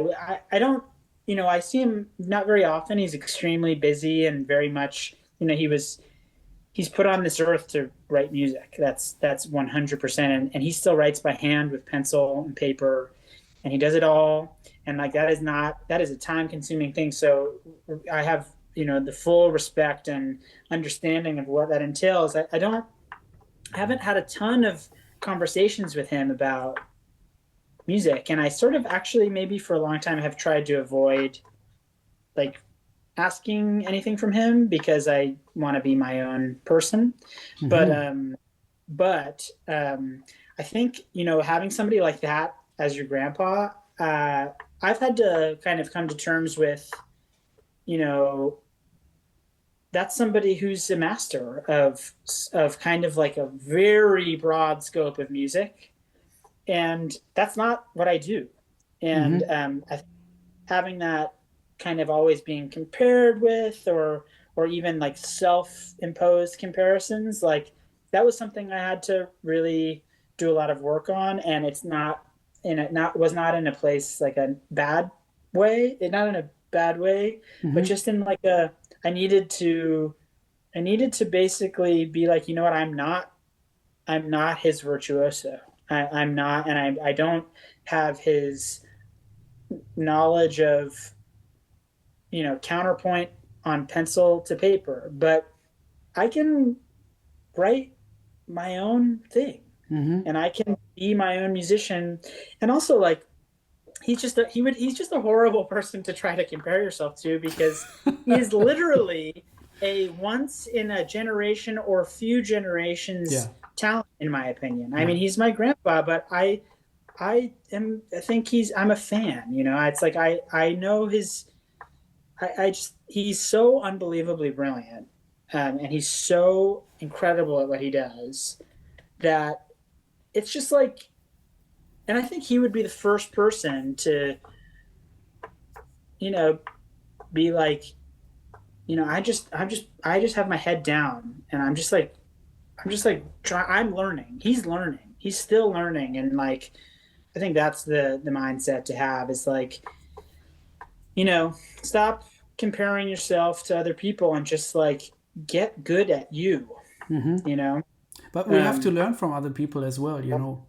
yeah. We just we don't just become better just through ourselves. I mean, of course, that's part of the thing. You have to put in the hours and do the work, you know. Yes. But it doesn't just come like that, I feel. Yeah, no, and um, he's an incredible person to um he's an incredible brain to have, like, even though my access is actually surprisingly kind of limited, but like to be able to have access to talk to him, I mean, and just to learn from him, even though when we get together we don't really even talk about music that much. We sort of talk about music, but more in like a historical way, and then maybe more in like a like just like an artist way, like of just like what, you know. But the thing is about him is that my wife has said this a few times, that if it wasn't music for him, it would have been something else. Like Uh-huh. he's so brilliant. Like his brain is just extremely powerful, and just knows. That's maybe what I've learned most from him, is that even though his life is very finitely devoted to music, the man knows a lot about a lot. Like he's a history buff, and you can really have a conversation with him about anything, and he will have like this kind of surprising mastery of the subject. And I think in the few times that I've asked him for advice, it's usually been like, read, round out your life, learn other things, take walks in nature. It's like, it's not like, he's not like, you should double the flute here. You know Yeah, what I mean? It's never that. It's more like, create your well to draw from. that's great. So yeah, he's an amazing guy. He's an amazing guy. Did he comment on your Preludes album? So, it's funny. He doesn't, I don't even think he has a way of listening to music. Like, he has a CD player, and like he also, when he's working on films, like he has somebody that brings like a rig that, like, but he just, when he plays music, he like will get a score and read through. Yeah. But he's just like making so much music that he doesn't even have time. But he did hear a couple of the preludes. I actually played him something at his house, Yeah. and it was really cool because, like I said, I look up to him a huge amount. He's also somebody that I've had to navigate being in the shadow of, even though he's never made me feel that way. But it just is what it is, Of and course. it's fine. Yeah. Yeah, but you know, I think it was a couple of years ago, and it was really cool because he gave me some really nice comments, and I think he like kind of saw that I take this seriously as my life, and I think he was. I mean, I'm happy to say that I think he was impressed and dug the piece. Great. So, that meant a huge amount to me. And again, like, I try not to make my relationship with him about music, especially as he gets older. Like, I sort of want to know who he is, like, beyond that, because I think we all sort of know him through his music, and he spent so much time devoting himself to that like, I'm really, when I talk to him, I kind of want to know a little bit about, like, what his Who's the what guy? yeah, who's the guy, Yeah. because I do know who the guy is just because of the feeling, but I want to know him better as he reaches these years. So Man, the thing that we said a couple of times during this conversation is like, now we would be such a great student, or a better student in school, yeah, I feel the same way. I had a great relationship to my grandparents, but I feel like now I would be better at it. Now I Yeah, feel like there's a lot of things that I should have asked them, and now it's not possible anymore yeah. in the way. It's the So trick of life. Yeah, I getting to know. know the person more, asking them like uh, how the basic thing was like, how was it to live in a time where I wasn't there? So how how did it Totally. feel to be young when you were young? Stuff like that. Well, yeah, no, well, how did it feel to when to in your free time to all you could do was practice piano or go fucking kick a rock. It's like I got to, have an N64 in front of me for better or worse. Yes. It's like Yeah. these this there's a generation of people, and I think that's part of his skill is that when he was young, he learned like an amount of fundamentals of like the skill of like pencil to paper and like in your head composition that I don't know if people are forced into that position anymore, and I think that that's fine. But I think that his style of writing and orchestration can kind of only be done by hand Mm-hmm. because it's so direct and it's just so locked into what it's trying to do. When you have all these tools and MIDI and mockups and libraries and even musicians coming in, like it can make an equally unbelievable result, but it's convoluted in its idea. Yeah, his music also to me sounds like it comes through really playing and mastering an instrument. Like, Yeah, his piano playing is unbelievable. I mean, I've maybe seen him play piano like two or three times in my life. One time was playing Happy Birthday on my horrible like electric keyboard in my oh, high school room playing Happy Birthday for my mom.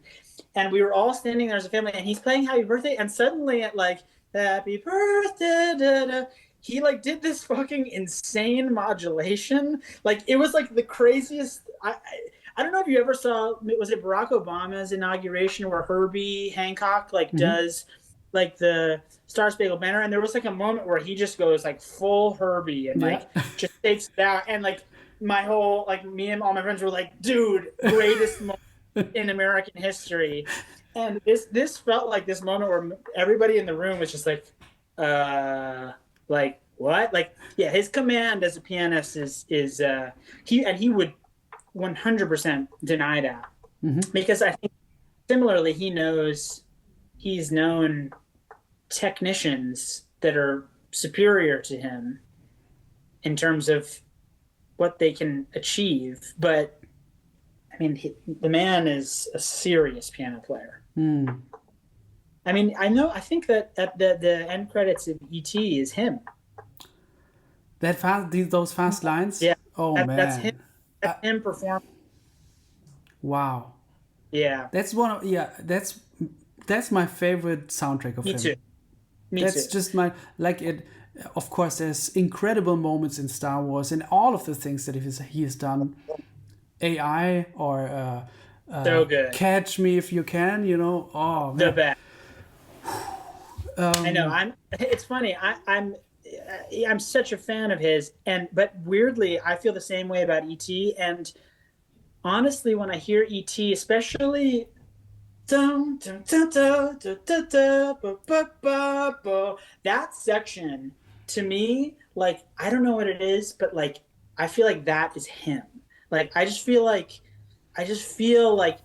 his spirit like so deeply in that piece and like his like emotional depth, like I don't know, like there's just like that just really reminds me of him as a human. Ah, And cool. so that's also why that's my favorite one, although there's a few that I Losing can't ET. even. What's that? Losing ET when the flower is dying. That's my favorite. Dude. Yeah, no, it's wild. He's freakish. He's freakish. Wow. I know it's a trip. I mean, it's weird. It's like I feel very close to him. I also feel like I wish I like had more time with him, but I also like I don't know, like I love his music like in the same like in a kind of like a separate way, you know? Like I feel I just feel like I listen to it like not with no relation to him, except for when I say things like that piece reminds me of him. Yeah. But it's like I really I truly believe that he is a 100% genius Yeah. person. Yeah, I'm with you on that. Yeah.